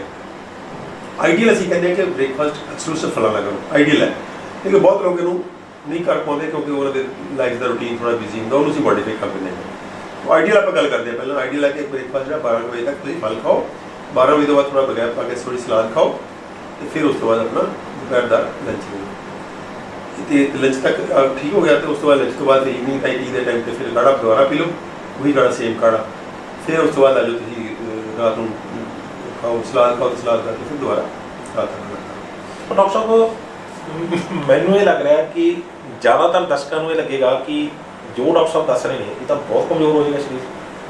नहीं कमजोर नहीं होगा, फल तो कमजोर नहीं होते, फल कल ही खाओगे फिर कमजोर होगा। 2 बजे रात खाना पाओ, 2 बजे रात खाना, रज के खाना, राज भी खाना, सब्जियां भी खानी है, दाल भी खानी है, कुछ खुंबा भी पा के खानी है, बहुत कुछ खा सकते हैं। अच्छा ये ਜਿਹੜੇ ਅਨਾਜ मेरे तो साल हो गया खाते। अच्छा ਜਿਹੜੇ ਇਹ ਅਨਾਜ ਨੇ, ਇਹ ਅਨਾਜ ਜਿਹੜੇ ਤੁਸੀਂ ਦੱਸੋਗੇ ਕਿ ਜਿਹੜੇ ਮਿਲਟਸ ਦੀ ਗੱਲ ਕਰ ਰਹੇ ਹੋ ਜਾਂ ਫਿਰ ਆਪਾਂ ਜਿਹੜਾ ਕਣਕ ਚੌਲ ਵੀ ਖਾ ਸਕਦੇ ਹਾਂ? हाँ ये बेस्ट अनाज ਜਿਹੜੇ ਨੇ ਮਿਲਟਸ ਨੇ, ਬੈਸਟ ਅਨਾਜ ਮਿਲਟਸ ਨੇ, ਉਹ ਬੈਸਟ ਮਿਲਟਸ ਤੋਂ ਵੀ ਅੱਗੇ ਜਿਹੜੇ ਅਸੀਂ 3 ਚ ਡਿਵਾਈਡ ਕਰਦੇ ਹਾਂ ਅਨਾਜਾਂ ਨੂੰ, ਨੈਗੇਟਿਵ ਗ੍ਰੇਨਸ, ਜੇ ਚੌਲਾਂ ਨੂੰ ਤੇ ਕਣਕ ਨੂੰ ਨੈਗੇਟਿਵ ਗ੍ਰੇਨਸ ਮੰਨਦੇ ਆ। ਕਿਉਂ? ਕਿਉਂਕਿ ਸ਼ੂਗਰ ਦਾ ਹੜ ਮਾਰਦੇ ਆ ਦੋਨੋਂ ਹੀ। ਵਾਈਟ ਰਾਈਸ ਤੇ ਜਿਹੜੀ ਅੱਜ ਦੀ ਸਾਡੀ ਹਾਈਬ੍ਰਿਡ ਕਣਕ ਆਈ ਹੈ, ਠਿਗਣੀ ਕਣਕ, ਇਹ ਬਹੁਤ ਔਖਾ ਹੋਇਆ ਸਾਡੇ ਨਾਲ, ਇਹ ਠਿਗਣੀ ਕਣਕ ਹੈ, ਇਹ ਬਹੁਤ ਸ਼ੂਗਰ ਦਾ ਹੜ ਲੈ ਕੇ ਆਉਂਦੀ ਹੈ। तो ये जी कितने ना कितने बीमार कर रही है, कणक भी तो चौल भी। तो उस तो बाद आगे थोड़े न्यूट्रल अनाज बड़ी कि हेल्दी बंदा खाएगा तो हेल्दी रहेगा, लेकिन जो बीमार है फिर वो वास्ते वो 5 अनाज डिफरेंट ने जोड़े कि हेल्दी। तो न्यूट्रल अनाज जो थोड़े सारे आ गए, मक्की आ गई, बाजरा आ गया, ज्वार आ गई, रागी आ गई, रोजो मिलेट आ गया, जौ आ गए, ये सारे आटे पर खा सकते हैं, सारे आटे भी खा सकते हैं, अनाज खा सकते हैं। फिर जो पॉजिटिव मिलेट है उन्होंने 5 जो आप गिनते हैं कि खोदरा, कंगणी, कुटकी, हरी कंगणी ते सौंफ, ये 5 ਉਹ ਰਾਜ ਨੇ, 5 ਉਹ ਮਿਲਟਸ ਨੇ ਜਿਹੜੇ ਕਿ ਬਿਮਾਰਾਂ ਨੂੰ ਵੀ ਤੰਦਰੁਸਤ ਕਰਨ ਦੀ ਸਮਰੱਥਾ ਰੱਖਦੇ। ਉਹਦੇ ਵਿੱਚ ਕਾਰਨ ਨੇ, ਉਹਦੇ ਪੂਰਾ ਐਨਾਲਾਈਜ਼ ਕਰਕੇ ਡਾਕਟਰ ਖਾਦਰ ਵਲੀ ਨੇ ਪੂਰਾ ਐਨਾਲਾਈਜ਼ ਕਰਕੇ ਕੱਲੀ ਗੱਲ ਦਾ ਲੌਜਿਕ ਸਮਝਾਇਆ ਕਿ ਕਿਉਂ ਇਹ ਬੈਸਟ ਇਲਾਜ ਨੇ। ਇਹ ਗੱਲਾਂ ਨਹੀਂ ਕਹਿਣ ਦੀ ਗੱਲ ਨਹੀਂ, ਸਿਰਫ ਵਿਸ਼ਵਾਸ ਦੀ ਗੱਲ ਨਹੀਂ ਹੈ।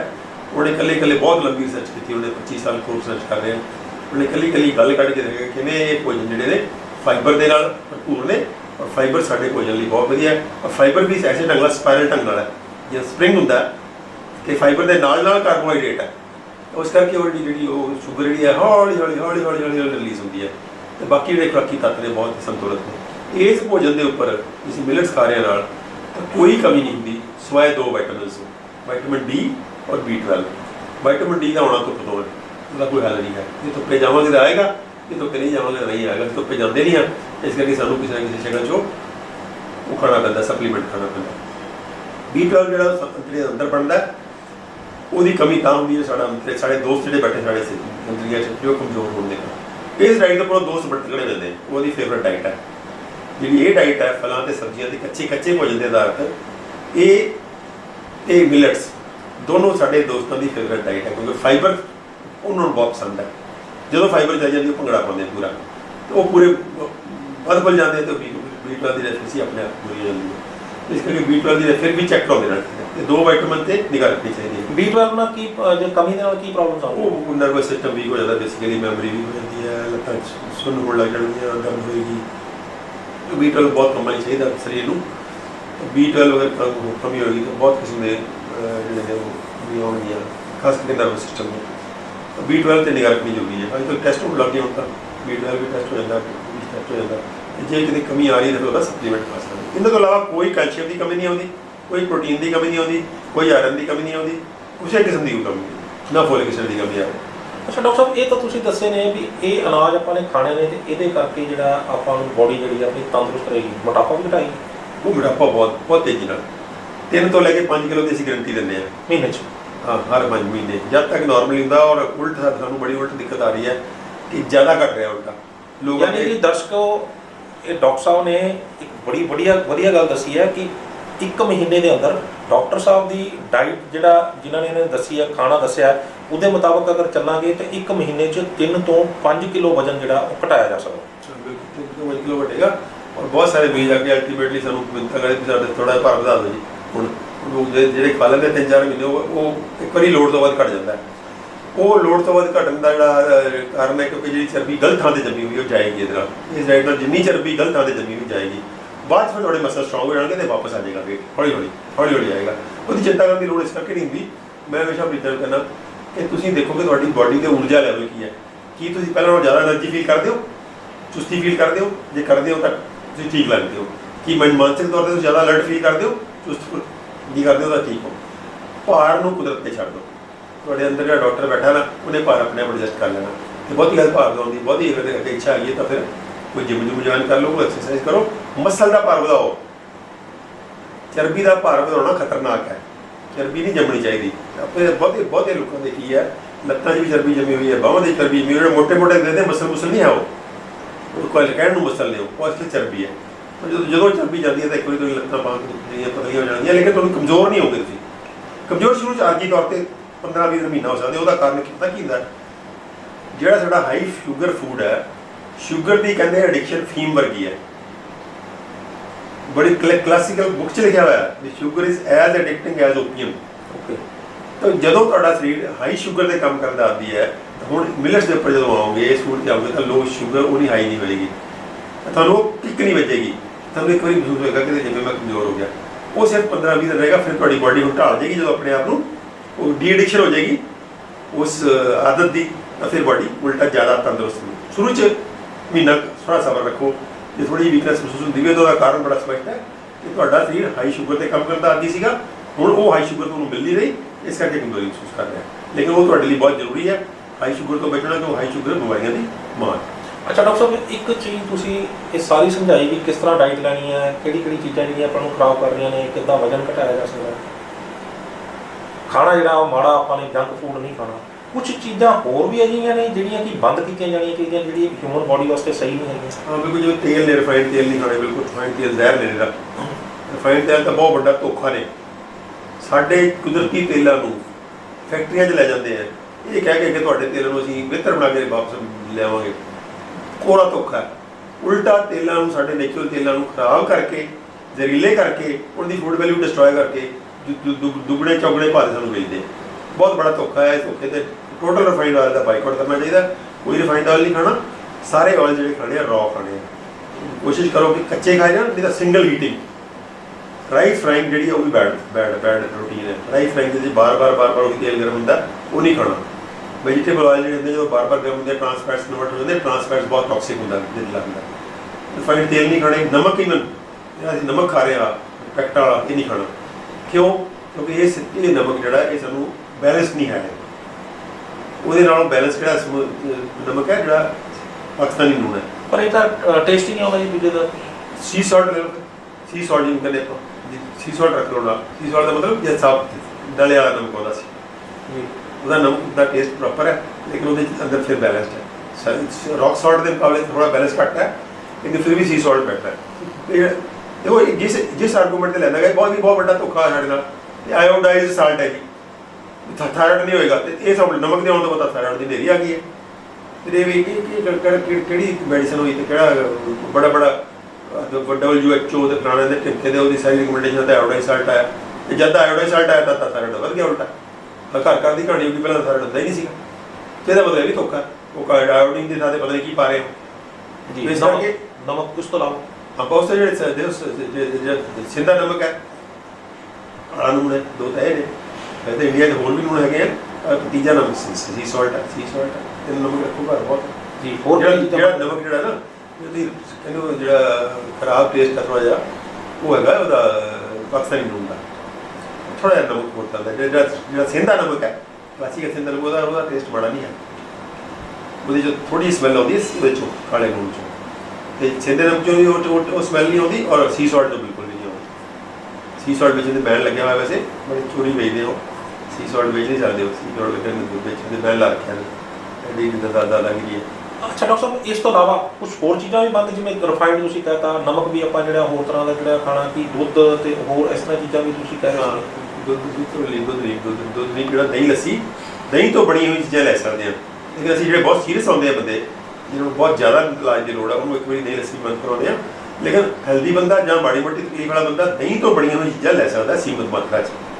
ਦੁਪਹਿਰ ਵੇਲੇ ਦਹੀਂ ਲੈ ਸਕਦਾ, ਲੱਸੀ ਲੈ ਸਕਦਾ, ਮੱਖਣ ਲੈ ਸਕਦਾ, ਮੱਖਣ ਕੀ ਕੋਈ ਵੀ ਲੈ ਸਕਦਾ, ਮੱਖਣ ਕੀ ਕੋਈ ਵੀ ਲੈ ਸਕਦਾ। ਲੇਕਿਨ ਦਹੀਂ ਲੱਸੀ ਵੀ ਬਾਕੀ ਲੋਕ ਲੈ ਸਕਦੇ ਆ, ਐਕਸੈਪਟ ਫਾਰ ਦੋਜ਼ ਜਿਹਨਾਂ ਨੂੰ ਗੰਭੀਰ ਰੂਪ 'ਚ ਬਿਮਾਰ ਨੇ। ਜਿਹੜੇ ਕੁਝ ਗੰਭੀਰ ਰੂਪ 'ਚ ਬਿਮਾਰ ਬੰਦੇ ਨੇ, ਜਿਹਨਾਂ ਨੂੰ ਦਹੀਂ ਲੱਸੀ ਵੀ ਅਸੀਂ ਆਰਜੀ ਤੌਰ 'ਤੇ ਕਹਿੰਦੇ ਵੀ ਤੁਸੀਂ ਮਹੀਨਾ 2 ਮਹੀਨੇ 3 ਮਹੀਨੇ ਜਦ ਤੱਕ ਕੋਈ ਦਵਾਈਆਂ ਨਹੀਂ ਛੁੱਟਦੀਆਂ ਨਾ ਵਰਤੋ। ਉਸ ਤੋਂ ਬਾਅਦ ਵਰਤੋ। ਕੋਈ ਵੀ ਨੌਨ ਵੈਜ ਵੀ ਨਹੀਂ ਖਾਣਾ, ਐਨੀਮਲ ਫੂਡ ਤਾਂ ਖਾਣਾ ਹੀ ਨਹੀਂ ਕੋਈ ਵੀ। ਨੌਨ ਵੈਜ ਵੀ ਜਿਹੜਾ ਚੀਨੀ ਜਿਹੜੀ ਹੈ ਵਾਈਟ ਚੀਨੀ ਜਿਹੜੀ ਹੈ, ਇਹਨੂੰ ਤਾਂ ਹੁਣ ਚਿੱਟਾ ਜ਼ਹਿਰ ਤਾਂ ਲੇਬਲ ਹੋ ਗਿਆ ਚਿੱਟਾ ਜ਼ਹਿਰ। ਚੀਨੀ ਬਿਲਕੁਲ ਨਹੀਂ ਖਾਣੀ ਚਾਹੀਦੀ। ਚੀਨੀ ਦੀ ਥਾਂ 'ਤੇ ਤੁਸੀਂ ਖਾਓ ਗੁੜ ਸ਼ੱਕਰ ਖਾਓ। ਜੇ ਸ਼ਾਇਦ ਕਿਸੇ ਨੂੰ ਖਾਣ ਨੂੰ ਮਨ ਤਾਂ ਸ਼ਾਇਦ ਖਾ ਲਓ, ਚੰਗਾ ਮਿਲਦਾ ਇਹ ਤਾਂ ਗੁੜ ਸ਼ੱਕਰ। ਯਾਨੀ ਕੁੱਲ ਮਿਲਾ ਕੇ ਤੁਸੀਂ ਇੱਕ ਗੱਲ ਕੀਤੀ ਹੈ ਕਿ ਕਣਕ, ਚੌਲ, ਰਿਫਾਈਨਡ, ਚੀਨੀ, ਦੁੱਧ ਤੇ ਨਮਕ ਜਿਹੜਾ ਆਪਾਂ ਦੂਸਰਾ ਖਾ ਰਹੇ ਹਾਂ, ਇਹ ਸਾਰੀਆਂ ਆਪਾਂ ਨੂੰ ਬੰਦ ਕਰਨੀਆਂ ਪੈਣਗੀਆਂ ਜੇਕਰ ਆਪਾਂ ਆਪਣੇ ਸਰੀਰ ਨੂੰ ਪੂਰੀ ਤਰ੍ਹਾਂ ਤੰਦਰੁਸਤ ਰੱਖਣਾ ਚਾਹੁੰਦੇ। ਬਿਲਕੁਲ ਬੰਦ ਕਰਨੀਆਂ ਪੈਣ ਦੀ ਕੋਈ ਖਾਸ ਗੱਲ ਨਹੀਂ। ਇਹ ਬੰਦ ਕਰਨਾ ਕੋਈ ਨੁਕਸਾਨ ਨਹੀਂ ਹੁੰਦਾ, ਨਾ ਕੋਈ ਫੂਡ ਦਾ ਟੇਸਟ ਖਰਾਬ ਹੁੰਦਾ। ਇਹ 'ਚ ਕੋਈ ਇਹੋ ਜਿਹੀ ਚੀਜ਼ ਨਹੀਂ ਹੈ ਜਿਹੜੀ ਇੰਡਿਸਪੈਂਸੇਬਲ ਹੈ, ਜਿਹਦੇ ਨਾਲ ਤੁਸੀਂ ਸਾਰ ਨਹੀਂ ਸਕਦੇ। ਪਰ ਡਾਕਟਰ ਸਾਹਿਬ, ਜੇ ਚੀਨੀ ਬੰਦ ਕਰ ਦੇਵਾਂਗੇ ਤਾਂ ਫਿਰ ਮਿੱਠਾ ਕਿਵੇਂ? ਜੇ ਆਪਾਂ ਕੋਈ ਚਾਹ ਪੀਣੀ ਹੈ ਜਾਂ ਕੋਈ ਹੋਰ ਚੀਜ਼, ਫਿਰ ਉਹ ਮਿੱਠਾ ਕਿੱਥੋਂ ਆਊਗਾ? ਗੁੜ ਸ਼ੱਕਰ ਬਹੁਤ ਅੱਛੀ ਮਿਲਦੀ ਹੈ। ਗੁੜ ਸ਼ੱਕਰ ਪਾਓ। ਬਹੁਤ ਜ਼ਿਆਦਾ ਲੱਗਦੀ। ਬਰਾਊਨ ਸ਼ੂਗਰ ਆਉਂਦੀ ਹੈ ਅੱਜ ਕੱਲ੍ਹ, ਪਰ ਬਰਾਊਨ ਸ਼ੂਗਰ ਬਣਦੀ ਐਸੇ ਕੱਲ੍ਹ ਉਹ ਦੂਜੀ ਵਾਈਟ ਸ਼ੂਗਰ ਨਾਲੋਂ ਬੈਟਰ ਹੈ। ਲੇਕਿਨ ਬਰਾਊਨ ਸ਼ੂਗਰ ਤਾਂ ਬਹੁਤ ਲੋਕ ਯੂਜ਼ ਕਰ ਰਹੇ ਜੀ। ਕੁਛ ਬੈਟਰ ਹੈ, ਲੇਕਿਨ ਗੁੜ ਸ਼ੱਕਰ ਸਭ ਤੋਂ ਵਧੀਆ। ਤੇ ਕੀ ਲੱਗਦਾ ਕਿ ਇਹਨਾਂ ਸਾਰੀਆਂ ਚੀਜ਼ਾਂ ਦੇ ਨਾਲ ਜਿਹੜਾ ਜੇ ਡਾਈਟ ਕੰਟਰੋਲ ਕਰ ਲਿੱਤੀ ਜਾਵੇ, ਜਿਸ ਤਰ੍ਹਾਂ ਤੁਸੀਂ ਦੱਸਿਆ ਕਿ ਆਪਾਂ ਆਪਣੇ ਖਾਣੇ ਨੂੰ ਸੰਤੁਲਿਤ ਕਰ ਲਿੱਤਾ ਜਾਵੇ, ਆਹ ਚੀਜ਼ਾਂ ਦਾ ਇਸਤੇਮਾਲ ਕੀਤਾ, ਆਹ ਚੀਜ਼ਾਂ ਬੰਦ ਕੀਤੀਆਂ, ਕੀ ਸ਼ੋਰ ਹੈ ਕਿ ਜਿਹੜੇ ਬੰਦੇ ਮੋਟੇ ਨੇ ਉਹ ਵਾਕਈ ਹੀ ਆਪਣੀ ਜਿਹੜੀ ਉਹ ਸਿਹਤ ਹਾਸਲ ਕਰ ਲੈਣਗੇ ਜਿਸ ਸਿਹਤ ਦੇ ਉਹ ਅਸਲ ਹੱਕਦਾਰ ਨੇ? ਬਿਲਕੁਲ ਕੁਛ ਟਾਈਮ ਲੈ ਕੇ ਦੇ ਸਕਦੇ,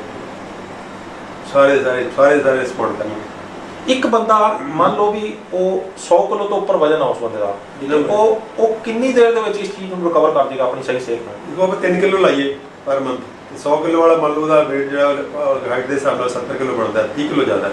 30 ਕਿਲੋ ਦਾ ਮਤਲਬ 10 ਮਹੀਨੇ, ਸਾਲ ਲਾ ਕੇ ਚੱਲੋ, ਸਾਲ 'ਚੋਂ ਬੰਦਾ ਨੋਰਮਲ ਆ ਜਾਏਗਾ। ਬਸ ਇਹ ਕਿੱਥੇ ਮੈਂ ਬਾਤ ਕਰਨਾ ਚਾਹੁੰਦਾ, ਜਿਹੜੇ ਮੈਚਿਓਰ ਏਜ ਦੇ ਬੰਦੇ ਹੋਣਗੇ, ਇੱਕ ਵਾਰੀ ਉਹਨਾਂ ਦੀ ਚਮੜੀ ਲੂਜ਼ ਹੋਏਗੀ ਔਰ ਉਮਰ ਤੋਂ ਜ਼ਿਆਦਾ ਉਮਰ ਲੱਗਣ ਲੱਗੇਗੀ ਉਹਦੀ, ਉਦੋਂ ਘਬਰਾਉਣਾ ਨਹੀਂ ਹੈ। ਲੋਕਾਂ ਦੇ ਕਮੈਂਟ ਬਹੁਤ ਆਉਣਗੇ, ਲੋਕ ਬਹੁਤ ਕਮੈਂਟਰੀ ਕਰਦੇ ਆ ਕਿ ਤੁਸੀਂ ਬੁੱਢੇ ਹੋ ਗਏ, ਤੁਸੀਂ ਬਿਮਾਰ ਲੱਗਦੇ ਹੋ, ਹਸਪਤਾਲ ਜਾਓ, ਚੈੱਕ ਕਰਾਓ।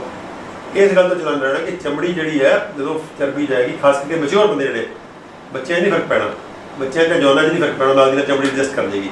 ਲੇਕਿਨ ਜਿਹੜਾ ਬੰਦਾ 40 ਕ੍ਰਾਸ ਕਰ ਗਿਆ, ਉਹ ਜਿਵੇਂ ਉਮਰ ਜ਼ਿਆਦਾ ਹੈ ਤਾਂ ਉਹਦੀ ਚਮੜੀ ਜਿਹੜੀ ਇੱਕ ਵਾਰੀ ਢਿੱਲੀ ਪੈ ਜਾਏਗੀ, ਉਹਨੂੰ ਐਂ ਲੱਗੇਗਾ ਆਪਣੀ ਉਮਰ ਤੋਂ 10 ਸਾਲ ਵੱਡਾ, ਲੇਕਿਨ ਉਹ ਆਰਜੀ ਹੈ, ਚਮੜੀ ਹੌਲੀ ਹੌਲੀ ਫਿਰ ਟਾਈਟ ਹੋ ਜਾਏਗੀ। ਇਸ ਕਰਕੇ ਘਬਰਾਉਣਾ ਨਹੀਂ ਹੈ।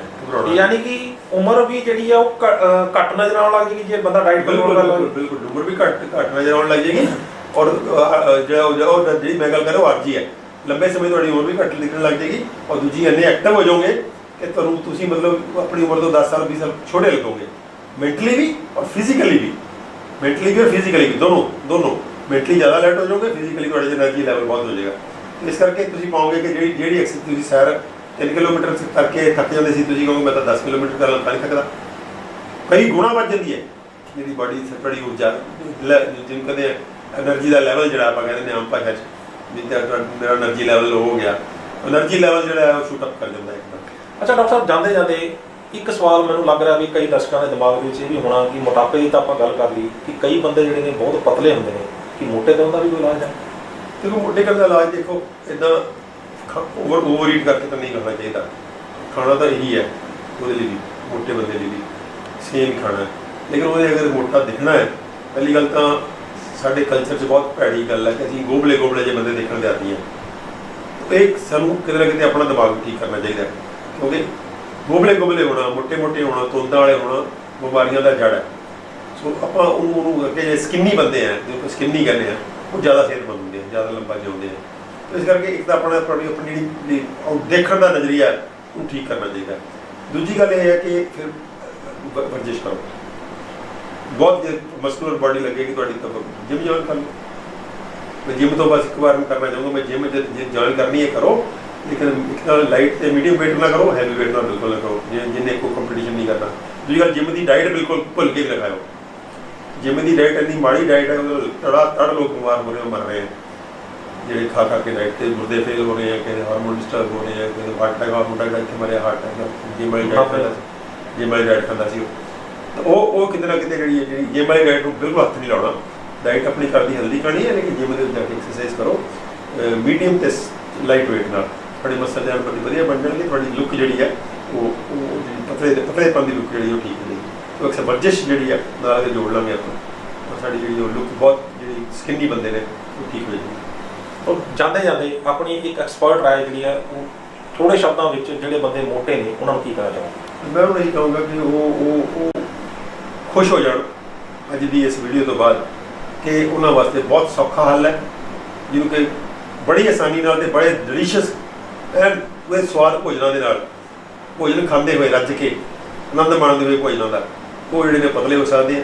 ਉਹਦੇ 'ਚ ਕੋਈ ਉਹਨਾਂ ਨੂੰ ਕਿਸੇ ਦਵਾਈ ਦੀ ਲੋੜ ਨਹੀਂ, ਕਿਸੇ ਉਹਨੂੰ ਵੱਡੀਆਂ ਡਾਈਟ ਕੰਪਨੀਆਂ ਦੇ ਚੱਕਰ 'ਚ ਪੈਣ ਦੀ ਲੋੜ ਨਹੀਂ, ਕਿਸੇ ਡਾਕਟਰਾਂ ਦੇ ਚੱਕਰ 'ਚ ਪੈਣ ਦੀ ਲੋੜ ਨਹੀਂ। ਚੁੱਪ ਕਰਕੇ ਡਾਈਟ ਸਮਝੋ, ਆਹ ਡਾਈਟ ਜੋ ਆਪਾਂ ਬੋਲੀ ਹੈ ਖਾਣੀ ਆਪਣੇ ਆਪ ਖਾਓ। ਬਹੁਤ ਵੀਡੀਓ ਹੋਰ ਪਈਆਂ ਨੇ ਡਾਈਟ ਦੇ ਉੱਪਰ, ਡਾਈਟ ਦਾ ਅਸੀਂ ਬਹੁਤ ਗਰੁੱਪਾਂ 'ਚ ਪਾਇਆ ਹੋਇਆ ਡਾਈਟ ਪ੍ਰੋਟੋਕਾਲ, ਆਉਣ ਦੀ ਵੀ ਲੋੜ ਨਹੀਂ, ਸੁਣੋ ਅਤੇ ਲਾਗੂ ਕਰੋ। ਕਿਉਂਕਿ ਮੋਟਾਪੇ ਲਈ ਤਾਂ ਕੋਈ ਜੋ ਦਵਾਈ ਨਹੀਂ ਖਾ ਰਹੇ ਤਾਂ ਸਾਡੇ ਕੋਲ ਆਉਣ ਦੀ ਵੀ ਲੋੜ ਨਹੀਂ ਹੈ, ਤੁਸੀਂ ਸਿਰਫ ਸੁਣੋ ਅਤੇ ਲਾਗੂ ਕਰੋ। ਜੇ ਬਹੁਤ ਦਵਾਈਆਂ ਖਾਂਦੇ ਹੋ, ਕੋਈ ਹੋਰ ਦਿੱਕਤ ਹੈ ਤਾਂ ਇੱਕ ਅੱਧੀ ਵਾਰੀ ਆ ਜਾਓ। ਅਸੀਂ ਬਹੁਤੇ ਮਰੀਜ਼ਾਂ ਨੂੰ, ਸਾਡੇ ਬਹੁਤੇ ਮਰੀਜ਼ ਜਿਹੜੇ ਨੇ ਅਸੀਂ ਉਹਨੂੰ ਕਹਿੰਦੇ ਦੁਬਾਰਾ ਨਹੀਂ ਆਉਣਾ ਸਾਡੇ ਕੋਲ। ਜਦੋਂ ਪੁੱਛਦੇ ਹੋ ਉਹ ਇੱਕ ਵਾਰੀ ਥੋੜ੍ਹੇ ਜਿਹੇ ਸਟੰਗ ਜਿਹੇ ਹੋ ਜਾਂਦੇ, ਮੈਨੂੰ ਪੁੱਛਣਗੇ ਵੀ ਦੁਬਾਰਾ ਕਦੋਂ ਆਈਏ, ਮੈਂ ਕਦ ਲਈ ਆਉਣਾ। ਉਹ ਆਮ ਡਾਕਟਰ ਕਹਿੰਦੇ 15 ਦਿਨ ਬਾਅਦ ਆਇਓ, ਮਹੀਨੇ ਬਾਅਦ ਆਇਓ। ਅਸੀਂ ਕਿਸੇ ਮਰੀਜ਼ ਨੂੰ ਨਹੀਂ ਕਹਿੰਦੇ ਕਿ 15 ਦਿਨ ਬਾਅਦ ਆਇਓ, ਅਸੀਂ ਕਹਿੰਦੇ ਬਿਲਕੁਲ ਨਾ ਆਇਓ। ਜੇ ਤੁਹਾਨੂੰ ਕੋਈ ਲੋੜ ਲੱਗੇ, ਤੁਸੀਂ ਉਲਝ ਜਾਓ ਕਿਤੇ ਦਵਾਈਆਂ ਦੇ ਚੱਕਰ 'ਚ, ਫਿਰ ਆ ਜਾਓ ਜਦੋਂ ਤੁਹਾਨੂੰ ਲੱਗੇ ਤੁਸੀਂ ਉਲਝ ਗਏ ਹੋ, ਯਾਦ ਨਹੀਂ ਰਿਹਾ ਜਾਂ ਕੋਈ ਦਿੱਕਤ ਆ ਗਈ। ਅਦਰਵਾਈਜ਼ ਸਾਡੇ ਵੱਲੋਂ ਅਸੀਂ ਉਹਨੂੰ ਸਾਰਾ ਕੁਝ ਸਮਝਾਤਾ, ਅਸੀਂ ਉਹਨੂੰ ਸਿੰਗਲ ਇੱਕੋ ਸੈਟਿੰਗ 'ਚ ਸਾਰਾ ਕੁਝ ਸਮਝਾ ਕੇ ਭੇਜਦੇ ਹਾਂ, ਤਾਂ ਕਿ ਅਸੀਂ ਸਾਡੀ ਇੱਛਾ ਹੈ ਕਿ ਸਾਡੇ ਕੋਲ ਬੰਦਾ ਨਵਾਂ ਆਵੇ, ਸਾਡੇ ਕੋਲ ਪੁਰਾਣਾ ਬੰਦਾ ਮੁੜ ਕੇ ਨਾ ਆਵੇ, ਉਹ ਸਾਡੀ ਸਕਸੈਸ ਹੈ। ਤੋ ਇਹ ਜਿਹੜਾ ਸਾਡਾ ਮਾਡਲ ਹੈ। ਬਾਕੀ ਆਨਲਾਈਨ ਸਾਡੀ ਇਹ ਸਰਵਿਸ ਹੈਗੀ ਹੈ, ਜੇ ਕੋਈ ਮਲਟੀ ਡਰੱਗਸ ਲੈ ਰਿਹਾ ਬੰਦਾ, ਅਸੀਂ ਆਨਲਾਈਨ ਕੰਸਲਟੇਸ਼ਨ ਵੀ ਦਿੰਦੇ ਹਾਂ। ਆਨਲਾਈਨ ਕੰਸਲਟੇਸ਼ਨ ਦੇ ਵਿੱਚ ਅਸੀਂ ਪੂਰੀ ਫਾਈਲ ਬਣਦੀ ਹੈ, ਪੂਰੀ ਡਿਟੇਲ ਲੈਂਦੇ ਹਾਂ, ਅਸੀਂ ਉਹਦੀਆਂ ਫੋਟੋ ਮੰਗਵਾਉਂਦੇ ਹਾਂ, ਉਹਦੀ ਵੀਡੀਓ ਮੰਗਵਾਉਂਦੇ ਹਾਂ, ਫਾਈਲ ਬਣਦੀ ਹੈ, ਉਹਦੀ ਬਿਮਾਰੀ ਨੂੰ ਸਮਝਦੇ ਹਾਂ, ਫਿਰ ਉਹਨੂੰ ਅਸੀਂ ਸਟੈਪ ਬਾਈ ਸਟੈਪ ਗਾਈਡ ਕਰਦੇ ਹਾਂ। ਇਹ ਸਿਰਫ ਉਹਨਾਂ ਮਰੀਜ਼ਾਂ ਦੀ ਲੋੜ ਪੈਂਦੀ ਹੈ ਜਿਹੜੇ ਮਲਟੀ ਡਰੱਗਸ ਦੇ ਉੱਪਰ ਨੇ, ਜਿਹੜੇ ਡਰੱਗਸ ਤੇ ਨਹੀਂ ਹੈਗੇ ਉਹਨੂੰ ਕਿਸੇ ਨੂੰ ਕਿਤੇ ਆਉਣ ਦੀ ਲੋੜ ਨਹੀਂ। ਗਰੁੱਪਾਂ ਸਾਡੇ ਫੋਨ ਲਾਈਨਾਂ ਦੇ ਉੱਪਰ ਤੁਸੀਂ ਮੰਗੋ, ਅਸੀਂ ਉਹਨੂੰ ਡਾਈਟ ਪਲਾਨ ਨਾਲ ਦੀ ਨਾਲ ਭੇਜ ਦਾਂਗੇ। ਸਾਡੇ ਗਰੁੱਪਾਂ 'ਚ ਡਾਈਟ ਪਲਾਨ ਪਾਈ ਵੀ ਹੋਈ ਹੈ, ਜਿਹੜਾ ਕੋਈ ਇੰਡੀਵਿਜੂਅਲ ਵੀ ਸਾਤੋਂ ਮੰਗਦਾ ਨਾਲ ਜਿਹੜਾ ਅਸੀਂ ਡਾਈਟ ਪਲਾਨ ਭੇਜ ਦਿੰਦੇ ਹਾਂ, ਜਾਂ ਜੀ ਵੀਡੀਓ ਭੇਜ ਦਿੰਦੇ ਹਾਂ ਵੀ ਆਹ ਵੀਡੀਓ ਦੇਖ ਲੈ ਅਤੇ ਆਪਣੇ ਲਾਗੂ ਕਰ। ਸੋ ਮਲਟੀ ਡਰੱਗਸ ਵਾਲੇ ਨੂੰ ਜਿਹੜੇ ਕਈ ਵਾਰੀ ਜ਼ਰੂਰ ਦਿੱਕਤ ਆਉਂਦੀ ਹੈ, ਉਹਨਾਂ ਦੇ ਫਿਰ ਅਸੀਂ ਇਨ ਕਲੀਨਿਕ ਵੀ ਕਰਦੇ ਹਾਂ, ਜਿਹੜੀ ਕਾਉਂਸਲਿੰਗ ਹੈ ਇਹ ਆਨਲਾਈਨ ਕਾਉਂਸਲਿੰਗ ਵੀ ਕਰਦੇ। ਜੀ ਬਹੁਤ ਬਹੁਤ ਸ਼ੁਕਰੀਆ ਡਾਕਟਰ ਸਾਹਿਬ ਤੁਹਾਡਾ।